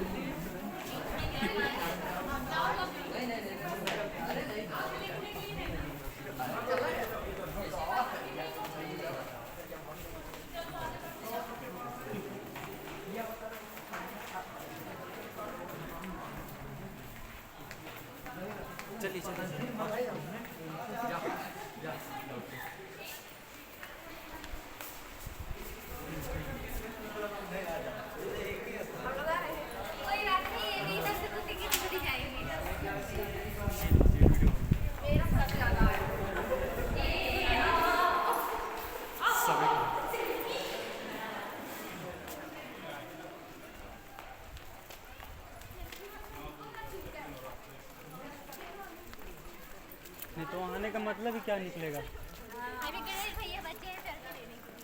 लेंगे ना इस फिर इससे मेरी बैटरी ना स्विच ऑफ, वो मोबाइल ना स्विच ऑफ हो जाए। आप सेल्फी लीजिएगा और ग्रुप में डाल दीजिएगा।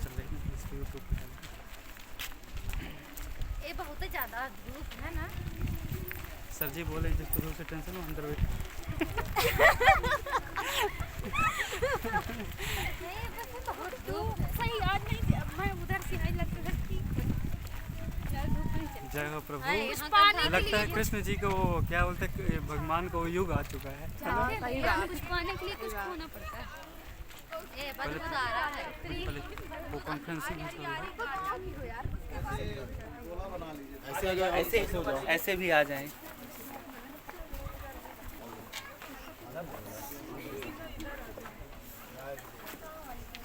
कैसे हो जाएगा उधर भी कर दिया।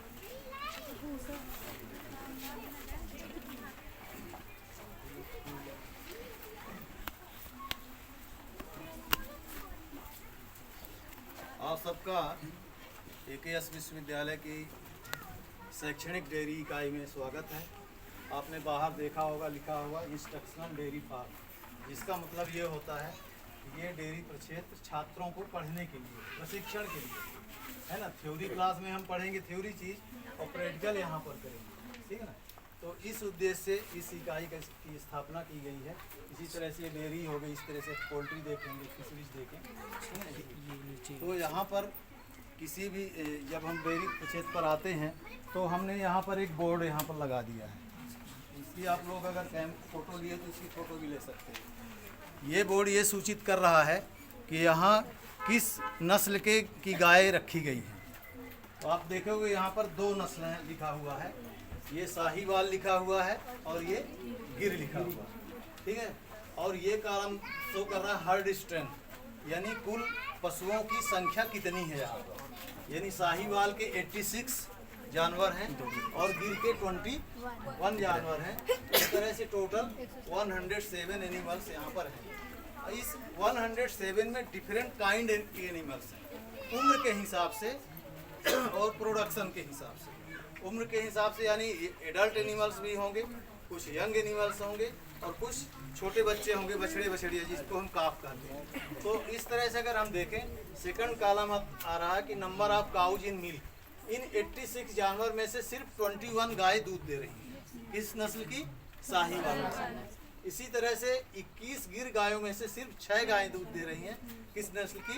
गिर नस्ल। इस तरह से total number of milking animals कितना है? 27 आउट ऑफ 107, ठीक है ना।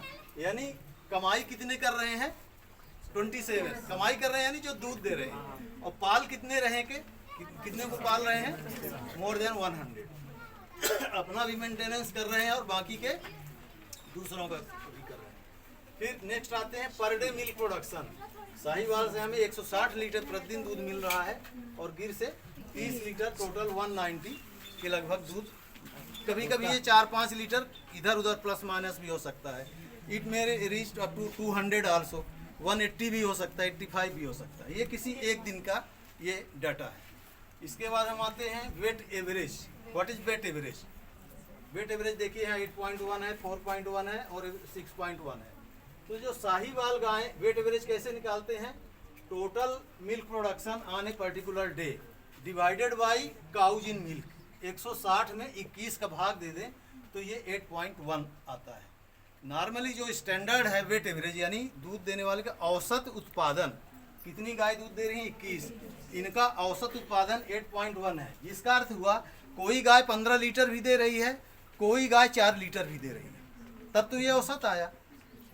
तो नॉर्मली अगर 6 से किसी डेयरी प्रक्षेत्र का 6 से ज़्यादा, 6 या 6 से अधिक वेट एवरेज है तो वो अच्छी डेयरी यानी प्रॉफिटेबल डेयरी मानी जाती है, ठीक है ना। ये आप नोट रखना।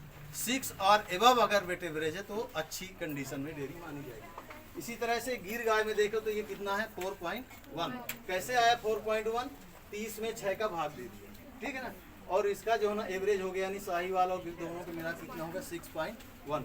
इसी तरह से इसके बाद जो कॉलम है ये हर्ड एवरेज है। हर्ड एवरेज का मतलब ये होता है total number of total milk production divided by milk animals plus जो गाय इस समय दूध नहीं दे रही हैं लेकिन वो पहले कभी दी थी, आज वो प्रेग्नेंट हो सकती हैं, ड्राई हो सकती हैं।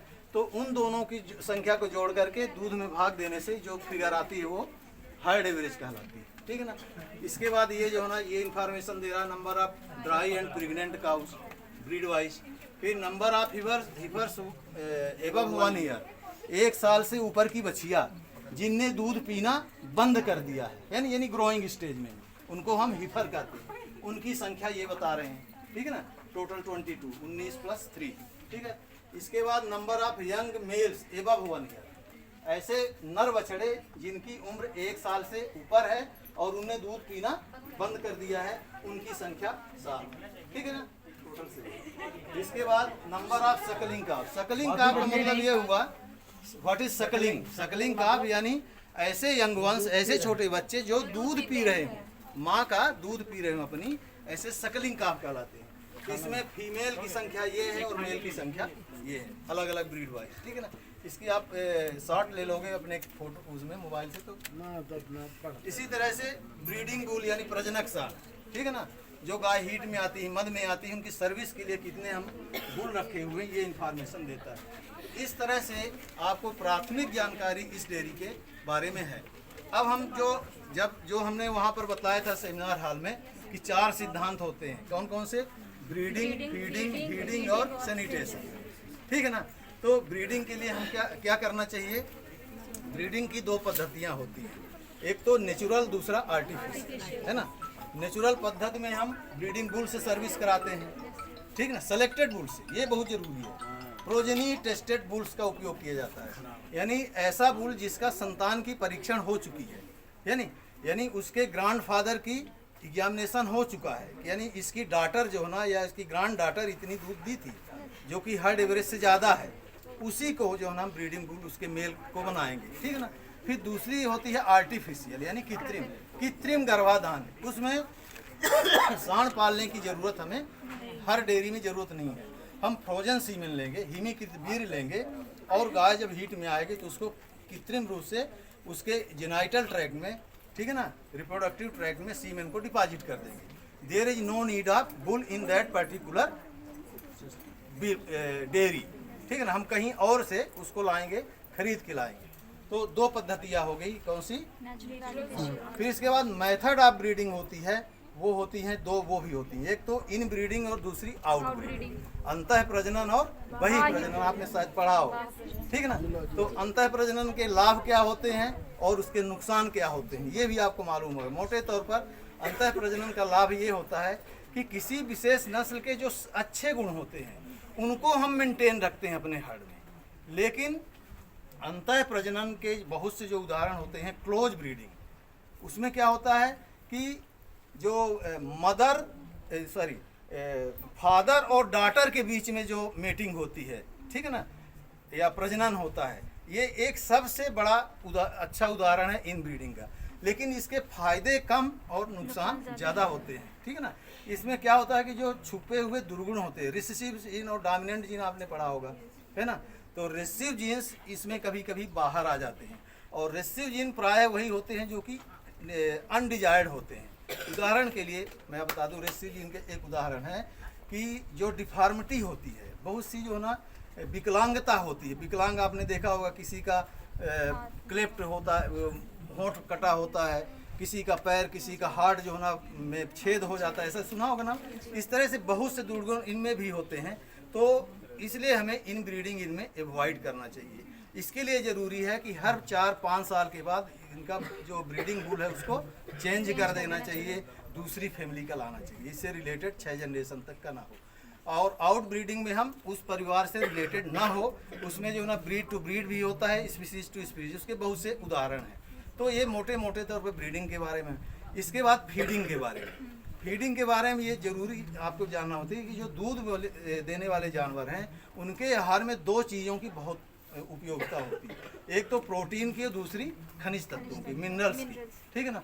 तो हमारा ध्यान ये होना चाहिए कि हम इस तरह के इनको दें आहार जो कि प्रोटीन युक्त हो और ज़्यादा से ज़्यादा उसमें, ज़्यादा से ज़्यादा नहीं, अनावश्यक रूप से ज़्यादा नहीं, जो उसकी रिक्वायरमेंट है, जो उसकी रिक्वायरमेंट है न्यूट्रिशनल, वो उसको पूरा हमें देना चाहिए।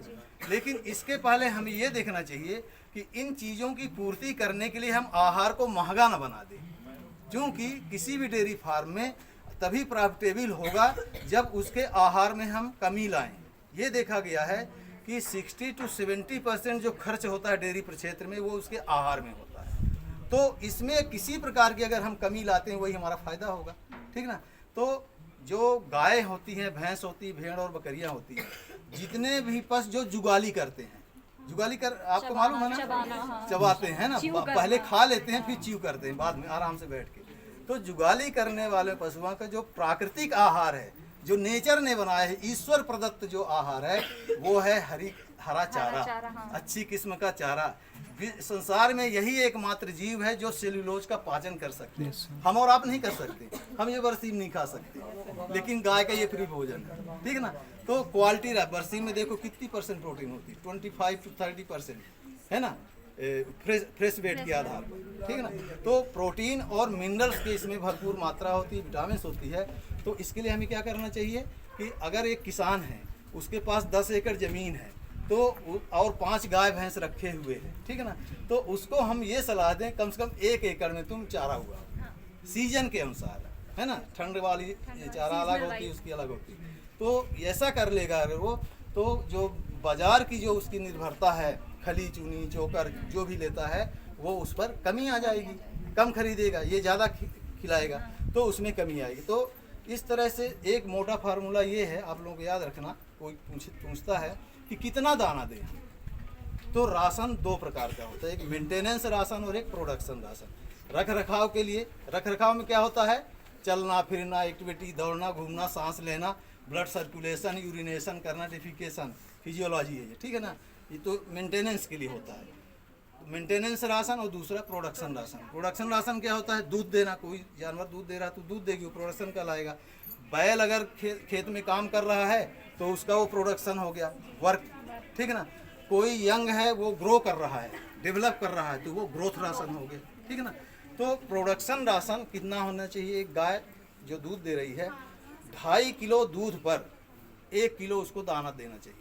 कितना, 2.5 किलो हर 2.5 किलो दूध पर 1 किलो दाना देना। लेकिन भैंस के लिए 2 किलो दूध पर 1 किलो दाना। क्यों, क्योंकि उसका दूध गाढ़ा होता है, उसमें फैट ज़्यादा रहती है, तो उसको एनर्जी ज़्यादा चाहिए, ठीक है ना।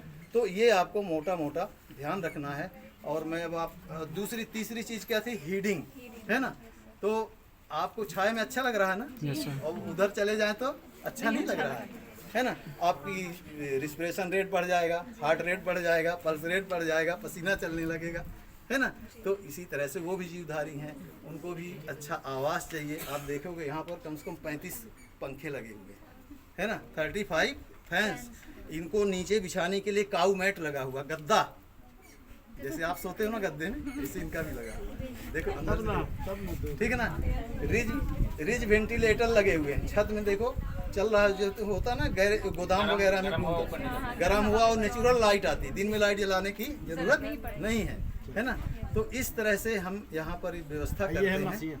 और ये देखो, ये दुहाई, यहाँ 2 विधियाँ होती हैं, हैंड मिल्किंग और मशीन मिल्किंग। तो हैंड मिल्किंग में ग्वाले हाथ लगाते हैं हाथ से, और ये मशीन से लगा लेते हैं। ये देखो, ये 4 थन होते हैं ना, ये 4 कप्स होते हैं। ये जो ना बिजली से काम करता है, कंप्रेसर मशीन वहाँ रहती है, वो खींचेगा, पल्सेशन करेगा, है ना। तो इस तरह से वो दबाएगा और सक कर लेगा, फिर वो जो ना पूरा दूध इसके बकेट के अंदर चला जाए, यहाँ से दिखता रहता है दूध, ठीक है ना। तो इस तरह से डेयरी के बारे में आप जान लिया। हम लोग अब दूसरी तरफ चलेंगे। सैनिटेशन का सीधा vaccination, prevention is better than cure. पहले टीका लगा दो तो कोई बीमारी नहीं होगी, है ना। वो जो टीका 10 रुपए में, अगर वो बीमारी हो गई तो 1000 रुपए में भी ठीक नहीं होगी, जानवर भी दूध देना बंद कर देगा। और कोई जरूरी नहीं कि फ्यूचर उसका अच्छा होगा। उधर चला रोड में से। चलो अब हम लोग उधर चलते हैं, वर्मी कंपोस्ट के आगे पोल्ट्री फार्म।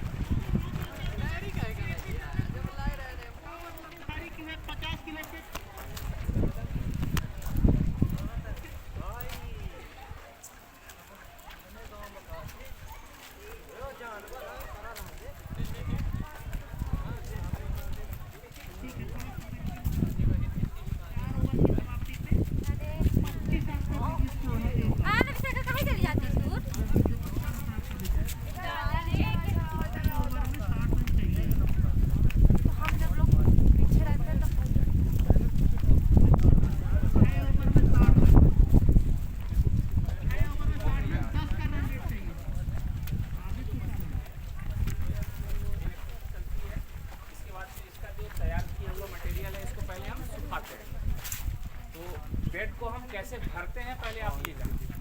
ये जो बेड है ना, ये 12 फीट लंबा, 5 फीट चौड़ा, 2 फीट गहरा, ठीक है। इसमें वेस्ट मटेरियल जो होता है पुराना गोबर, ठीक है, पुराना जो वेस्ट मटेरियल है, ठीक है, उसकी हम लेयर बनाते हैं। सबसे पहले क्या डालते हैं हम? नारियल की जटा, है ना, कोकरीट कहते हैं। इसके बाद मिट्टी डालेंगे, इसके बाद फिर गोबर डालते हैं, उसके बाद कचरा डालते हैं। इस तरह से इसकी लेयर बनाते बनाते इसको फिल करते हैं। जब ये फिल हो जाता है तो इसमें जो केचुए होते हैं उसको हम यहाँ पे डालते हैं। फिर वो केचुए जो है धीरे धीरे वो खाते हुए नीचे जाते हैं। हमें डेली इसमें वाटरिंग करनी पड़ती है क्योंकि मॉइस्चर को मेंटेन करना है, मॉइस्चर बनाए रखना है। केचुए का जो शरीर है मैक्सिमम 85% वाटर का बना होता है, ठीक है, तो उसको वाटर की रिक्वायरमेंट होती है। तो मॉइस्चर को मेंटेन करने के लिए हम डेली वाटरिंग करते हैं, ठीक है। फिर जब इसमें 30 से 35 दिन के बाद पूरा ये पककर तैयार हो जाता है, डिकम्पोज हो जाता है, फिर इसको हम इस तरह से बाहर निकालते हैं। बाहर निकालने के बाद इसको हम सुखाते हैं, ठीक है। इसका धीरे धीरे मॉइस्चर कम हो जाएगा। मॉइस्चर कम होने के बाद जो मशीन लगी हुई है उसमें हम उसको डालते हैं। तो जो बड़ा मटेरियल है, जो कंकड़ पत्थर, वो अलग हो जाते हैं। जो छानी हुई जो हमारी खाद है वो इस तरह से बन के तैयार हो जाती है। आप लोग ये देखेंगे ये चाय की पत्ती के आकार का बढ़िया ये इस तरह से बनके ये तैयार है, ठीक है। ये इसको हम कहते हैं वर्मी कंपोस्ट। तो ये जब बन के तैयार हो जाता है इसको हम फिर इसमें पैकिंग करते हैं, ठीक है। इसको आप अपने एंटरप्रेन्योरशिप के रूप में आप यूज़ कर सकते हैं। इसको ज़्यादा विशेष ट्रेनिंग की ज़रूरत नहीं है, आप इसको सीख सकते हैं और अपना खुद का धंधा बना सकते हैं। अब ये इसका रेट क्या होगा? 10 रुपये केजी के हिसाब से, ठीक है। आप इसको सेल कर सकते हैं, मतलब घर में भी आप इसका वर्मिंग कंपोस्ट को तैयार कर सकते हैं। रॉ मटेरियल क्या चाहिए? आसपास होता ही है, गोबर हमारे पास होता है और वेस्ट मटेरियल भी हमारे पास होता है। किचन का जो बचा हुआ भाग है उसको यूज़ कर सकते हैं। इस तरह से हमें बाहर से कुछ लेने की आवश्यकता नहीं है। इनपुट हमें ज़्यादा महंगा नहीं है, बस इसको प्रोसेस करके हम इसको अगर हम बनाएं तो एक एंटरप्रेन्योरशिप के रूप में हम इसको डेवलप कर सकते हैं। मतलब आप स्वयं का रोजगार आप इसमें बना सकते हैं और उसमें आप अच्छी कमाई कर सकते हैं। तो ये आप घर में कर सकते हैं, कहीं बाहर जाने की जरूरत नहीं है। और इसके साथ में आप जो दूसरे काम है वो भी प्रभावित नहीं होंगे और हम एक धंधे के रूप में इसको इस्तेमाल कर सकते हैं, ठीक है। तो इस तरह से ये खाद तैयार हो जाती है। आपको हम केचुआ दिखाते हैं कैसा होता है। 5 मिनट का वीडियो भी बना देते हैं। और जो इसमें केचुआ छूने से कौन डरता है? नहीं, जो डरता है उसके हाथ पे रखा जाएगा।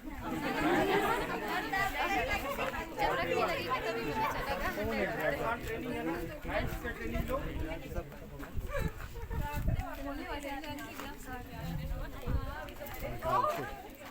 सर सभी पकड़े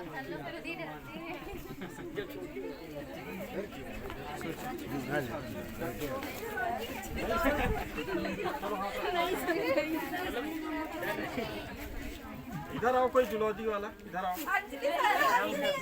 आओ इधर आओ, जल्दी आओ, जल्दी आओ। नहीं लड़कियों में कौन? ये सर इसमें बुलाना नहीं, कुछ लोग केचुआ खाते भी हैं। अरे नहीं, यहाँ अपने हैं। चाइना वगैरह में खाते हैं ना सर, चाइना में खाते हैं, चाइना में केकड़े सब खा लेते हैं। ये देखिए कितना एक्टिव होता है। इसको हम जरा सा छुएंगे तो ये हाँ, एक तो इसको देखो, इसको लो, इस पे फोटो लो। तुम लोग हंस रहे हो। इस तरह से इसको ये देखिए, ये साइज इनका छोटा होता है लेकिन ये इसको डिकम्पोज बहुत फास्ट करते हैं। मतलब 1.5-2 माह में ये पूरा कंप्लीट कर देते हैं, ठीक है। आइसिनिया फोर्टिडा वैरायटी है ये, आइसिनिया फोर्टिडा वैरायटी।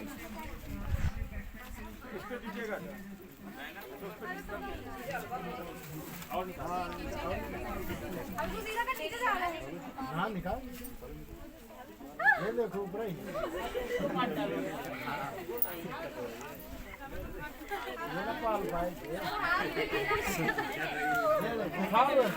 देखो ये घर पे जब मान लो इस तरह से देखोगे तो आप ये सोचोगे कि सांप का बच्चा है ना, क्योंकि इसी तरीके से जब निकलते हैं ना तो यदि ये स्पीशीज मिलेगा तो दोनों तरफ से ही नुकीला है। तो हम लोग क्या सोचेंगे कि ये सांप का कोई केचुआ, मतलब उसका वो है छोटा सांप अभी निकला हुआ है, उसको तुरंत मार देंगे। परंतु ये कितना एक्टिव है देखिए, थोड़ा सा भी करेंगे तो ये बिल्कुल आ जाता है। ये देखिए,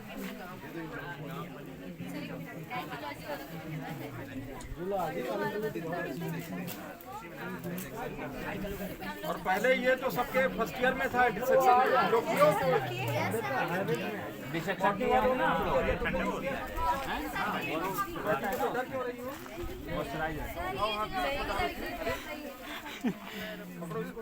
प्रैक्टिकल करने आए हो ना,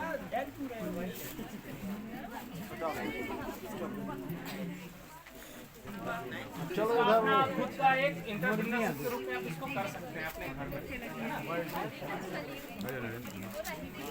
चलिए आगे चलते हैं। मुर्गी बहुत महंगी है।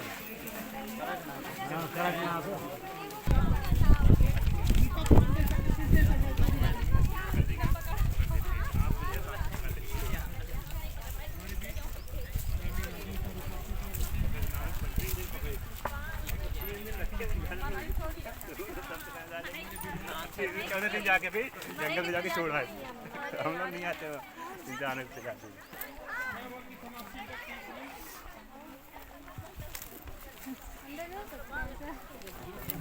चलेंगे चलेंगे, पहले यहाँ का परिचय दे दे। आ जाओ आ जाओ, आओ फास्ट थोड़ी सर। जी ना यहाँ तक रहेगी ना।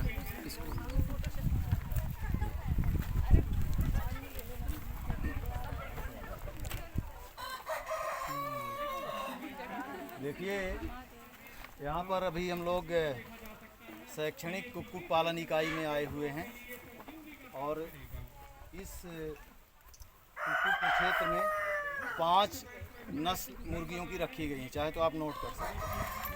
नंबर 1 कड़कनाथ, जो कि विश्व प्रसिद्ध नस्ल है। नाम सुना है कड़कनाथ, आप देखेंगे भी। लड़ाकू भी होती है। सुशील और सुशील जरा एक कड़कनाथ पकड़ के ला। कड़कनाथ मुर्गी या मुर्गा कुछ भी लेके आ, मुर्गा लेके जल्दी। नंबर 1 कौन सी बताया हमने? कड़कनाथ। कड़कनाथ कहाँ की है ये? मध्य प्रदेश में। कहाँ की? हार और अलीराजपुर झाबुआ का नाम सुना है जिला, यहाँ की ये। लेकिन आज ये विश्व में किस लिए प्रसिद्ध है? अपने मेडिसिनल वैल्यू के लिए। कहते हैं इसका मांस और अंडे खाने से विगर ज़्यादा, vigour you know strength, body immunity बढ़ती है। और इसके मांस में कोलेस्ट्रॉल लगभग ना के बराबर होता है। आजकल जो हार्ट अटैक वगैरह होता है वो कोलेस्ट्रॉल ज़्यादा लेवल होने के कारण क्या करता है? कोलेस्ट्रॉल ब्लड वेसल्स में फर्क चढ़ा दे। ये देखो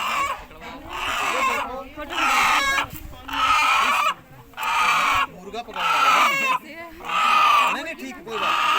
आप ये देखो, इसका पूरा शरीर काला है। जी सर। पंख भी काले हैं, कलगी भी काली है, पैर भी काले हैं, पूंछ भी काली, झालर भी काली है और इसका खून भी काला है।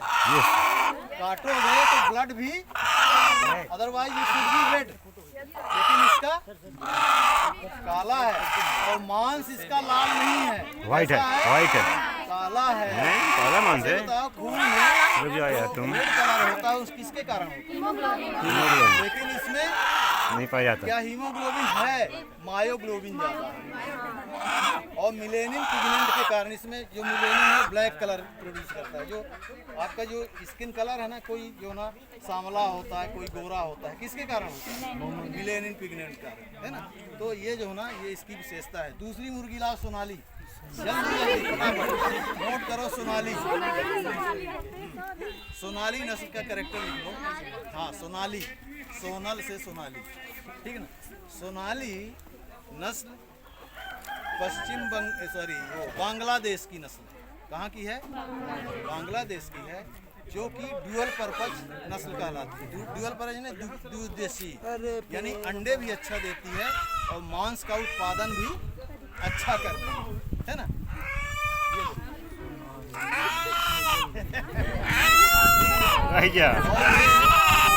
इसका जो मुर्गे हैं ये 2.5 से 3 किलोग्राम तक के होते हैं और 2 से 2.5 किलोग्राम तक मुर्गियाँ होती हैं। साल में चोंच बंद कर दे तो हाँ,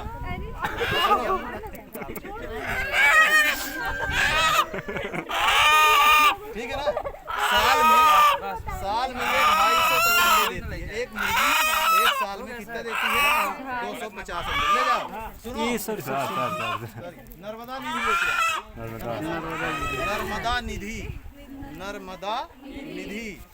नर्मदा निधि जो है ना, हमारे मध्य प्रदेश की जो नानाजी देशमुख पशु चिकित्सा विज्ञान महाविद्यालय जबलपुर में है, वहाँ ये नस्ल डेवलप की गई है। जबलपुर है ना।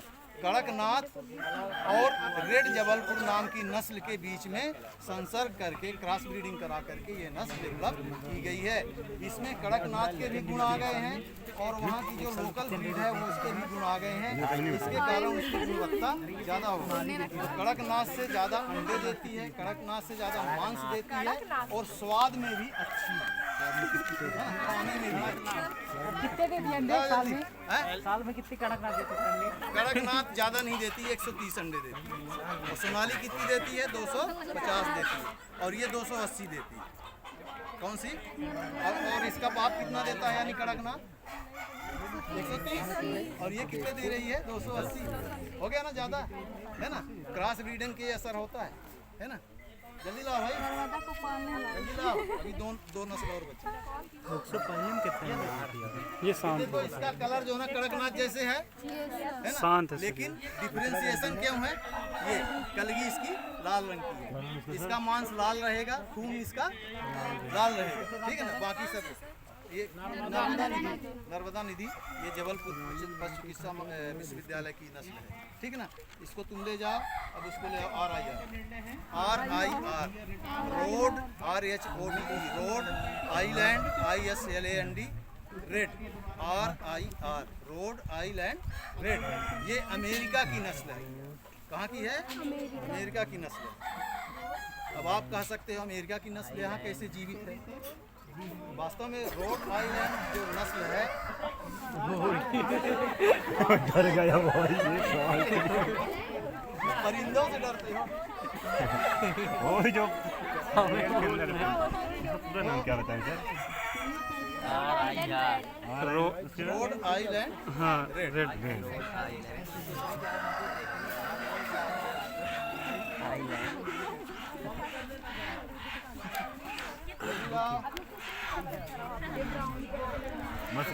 लिख लिया? Yes sir. कहाँ की है? अमेरिका की। US की। वहाँ रोड आइलैंड नाम का एक स्टेट है, वहाँ ये पाई जाए, वहाँ डेवलप की गई। कैसे डेवलप की गई सुन लो। इसमें मलेशिया का नाम सुना है ना। तो मलय नाम की यहाँ ये जो है ना अपने एशिया की ब्रीड है मलय, और उसका जो है ना क्रॉस कराया गया है ब्राउन लेग हॉर्न से। कौन सी? ब्राउन लेग हॉर्न से क्रॉस करा करके कौन सी ब्रीड डेवलप की गई है? RIR है ना। तो ये जो ना ब्राउन लेग हॉर्न का एक कलर आ गया और मलय रंग का जो ना इसका वजन आ गया है ना, क्योंकि जो देसी नस्ल है वो ज़्यादा वजन मीट के लिए होती है और इसके लेग हमेशा पीले होते हैं। ठीक है। अब असील लेके आओ, जल्दी जाओ। कौन से सर? ये अंडे सबसे ज़्यादा देती है, 300 अंडे देती है। सर्वाधिक अंडे इसी के हैं, 300 RIR। इसके बाद 280 बताया था ना उसका असील। आने वाली असील, नोट करो। असील ASIL असील नस्ल को गेम बर्ड भी कहते हैं। गेम बर्ड फाइटिंग, जैसे मुर्गे की लड़ाई देखा होगा कभी TV वगैरह। सर कड़कनाथ भी लड़ाई के लिए काम आती है सर। असील ये आंध्र प्रदेश, यह नस्ल आंध्र प्रदेश, छत्तीसगढ़ और उड़ीसा की नस्ल है और पंजाब में भी पाई जाती है। इसका ये है कि 5 किलो तक इसका वजन होता है। वर्ष में अंडे सिर्फ 90 देती है, लेकिन मांस का उत्पादन ज़्यादा देती है। ठीक है ना।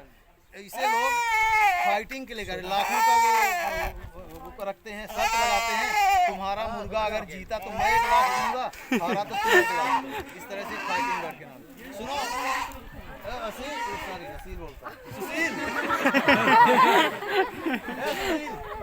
अंडे की ट्रे उठा लो।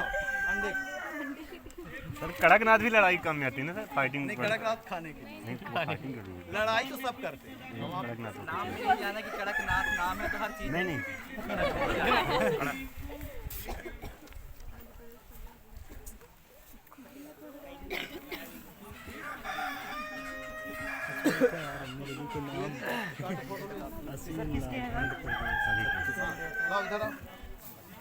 आप ये देख रहे हो, सामान्यतः बाजार में आप सफ़ेद अंडे देखते हो, वो सब हाइब्रिड के हैं। ये सर और आप जानते हो कि हाइब्रिड में टेस्ट नहीं होता है। नहीं होता ना। हाइब्रिड का चावल खाओ तो लगता पता नहीं रबड़ खा रहे हैं, ऐसा है ना। लेकिन ये डुअल पर्पज है और सभी देसी से क्रॉस है, ठीक है ना। जब देखो ना, जो हमने नर्मदा निधि बताया था, नर्मदा निधि बताया था ना, कहाँ का क्रॉस है, उसमें इंडियन ब्लड शामिल है सभी में। तो इनका रंग जो भी देसी होंगे उनके ब्राउन कलर या कलर्ड एग्स रहेंगे, ठीक है ना। ये इनकी विशेषता है। इनकी पौष्टिकता भी अच्छी है, इसीलिए हम सस्ते में दे रहे हैं। चाहो तो आप 15 रुपए एक अंडा ले सकते हो। मुर्गा लेना, मुर्गा भी ले सकते हैं, मुर्गी भी ले सकते हैं। मुर्गा कितने का? अलग अलग कंपार्टमेंट मिक्स ब्रीड नहीं है, सबके अलग अलग है। जहाँ से उठाएंगे यहाँ पर मार्कर पेन से दिख जाएगा, ठीक है ना। ठीक है, thank you very much. Thank you sir, thank you.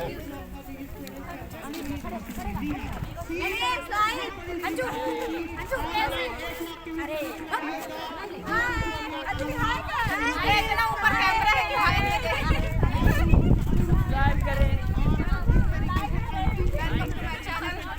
Channel को बाय बता।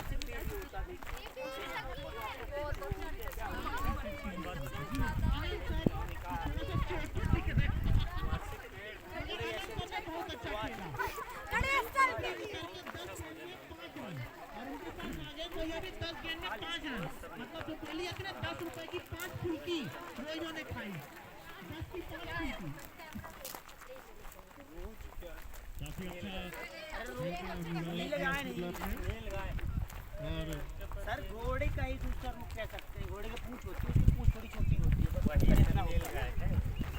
मतलब देसी भाषा में उसको आधा आधा करके आगे निकल आए तब आगे जा रहे हैं, ठीक है।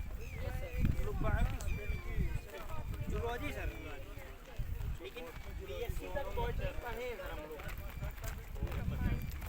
आधी वीडियो शूटिंग चल रही है ये सर, ये यूट्यूब चैनल में जाएगी बॉटनी डिपार्टमेंट में। और चले जाओ।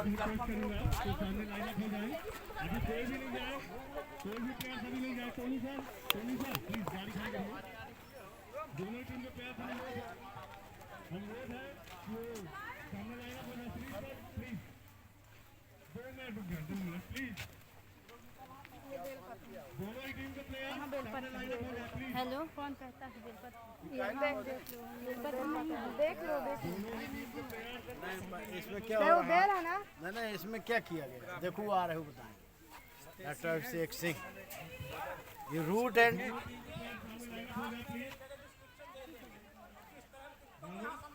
हाँ, यहाँ पर दिखा के वापस। हाँ, सुनो, इधर ज़्यादा उधर डिस्कस ना करो। ई ब्लॉक से पानी ले लेना। ये क्या है? आम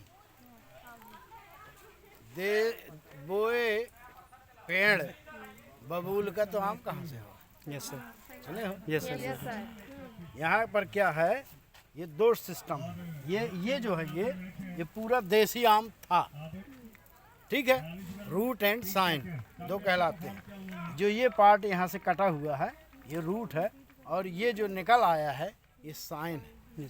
जब ये देसी पौधा आम का रहा देसी, तो उसमें हमने दूसरे आम्रपाली या सुंदरजा, दशहरी, तोतापरी जो भी है उनका लेकर के और ग्राफ्टिंग किया। ये पन्नी बंधी हुई है, ठीक है। अब ये ग्राफ्टिंग हो गई सक्सेस, दूसरा निकल आया। अब क्या होगा इससे आगे, इस पानी को भी हम निकाल देंगे और बेलपत्र सूखे जा रहा, पानी में नहीं डालते हैं। पानी की थोड़ा यहाँ कमी रहती, डालेंगे। फिर धीरे धीरे क्या होगा आगे चल के, ये जो रूट स्टॉक है देसी, तो देसी है, खाएगा यहाँ का वो देसी, उसको आप लोगों को सतना में अच्छा लगता है, अमेरिका में नहीं लगेगा। तो ऐसी सेटिंग बना दी गई कि तुम वो तो यहाँ का, पर फल मिलेगा हमको दूसरी जगह। यस सर, बिल्कुल। कर्नाटक। तो ये जितने भर गांव में बगीचे हैं, हाँ। उनमें अगर एक ब्रांच में इसका प्रयोग करें ये लोग, यस सर, ठीक है, ग्राफ्टिंग पर वो सक्सेस नहीं होगी। ये आपको प्लांट ही वहाँ वो देसी पौधे लगे, ठीक है ना, बड़े बड़े, वहाँ नहीं। यहाँ वहाँ ये कर सकते हैं कि जो देसी गुठली से तैयार करते हैं, ठीक है ना, और उसके लिए यहाँ से छोटी या प्लांट रीवा से कहीं से भी ग्राफ्ट ले जाइए, बड रहती ना आँख, ये चूंकि नई है, ये आँख है, ये यहाँ से इतना काट के ले जाएंगे, एक बडिंग नाइफ रहती है, नाइफ से चीरा लगाया और उस बड को लगाया, रैपिंग कर दी, खास तौर से अगस्त या ठंडी में, दिसंबर जनवरी, तो ये तैयार हो जाएगी। फिर जब ये तैयार हो गया जिस दिन, तो इसको पूरा इसका खोल के बाहर कर देंगे, ठीक। और जो ये निकलेगा वो कहलाएगा आपका आम्रपाली या फूल लगेंगे वो आम्रपाली के, लेकिन ये जड़ रहेगी वो देसी की रहेगी। देसी रूट जो है उसकी रहेगी, ये खाना ये खाएगा, अब मिलेगा वो, ठीक है। इसी प्रकार से नींबू में भी करते हैं। नींबू में क्या करते हैं, बूटी बांधते हैं, बूटी जिस दूसरे पौधे को ला करके, वो तो बड़े में भी कर सकते हैं। जो आपके गांव में नींबू लगा हो, नींबू में बहुत प्रॉब्लम है, कागजी लाइम आता है, कागजी लाइम की बूटी ला करके एक डाल, और उसकी दूसरी डाल में बाहर का वो निकाल दिया, और इसके बाद दोनों की सेटिंग करके मिट्टी लगा के बांध दिया, वो बूटी तैयार हुई। उसमें देसी भी मिलेगा, नींबू और कागजी भी मिलेगा, दूसरी वैरायटी होंगी वो मिलेगा। ये टेक्निक बाहर करते हैं।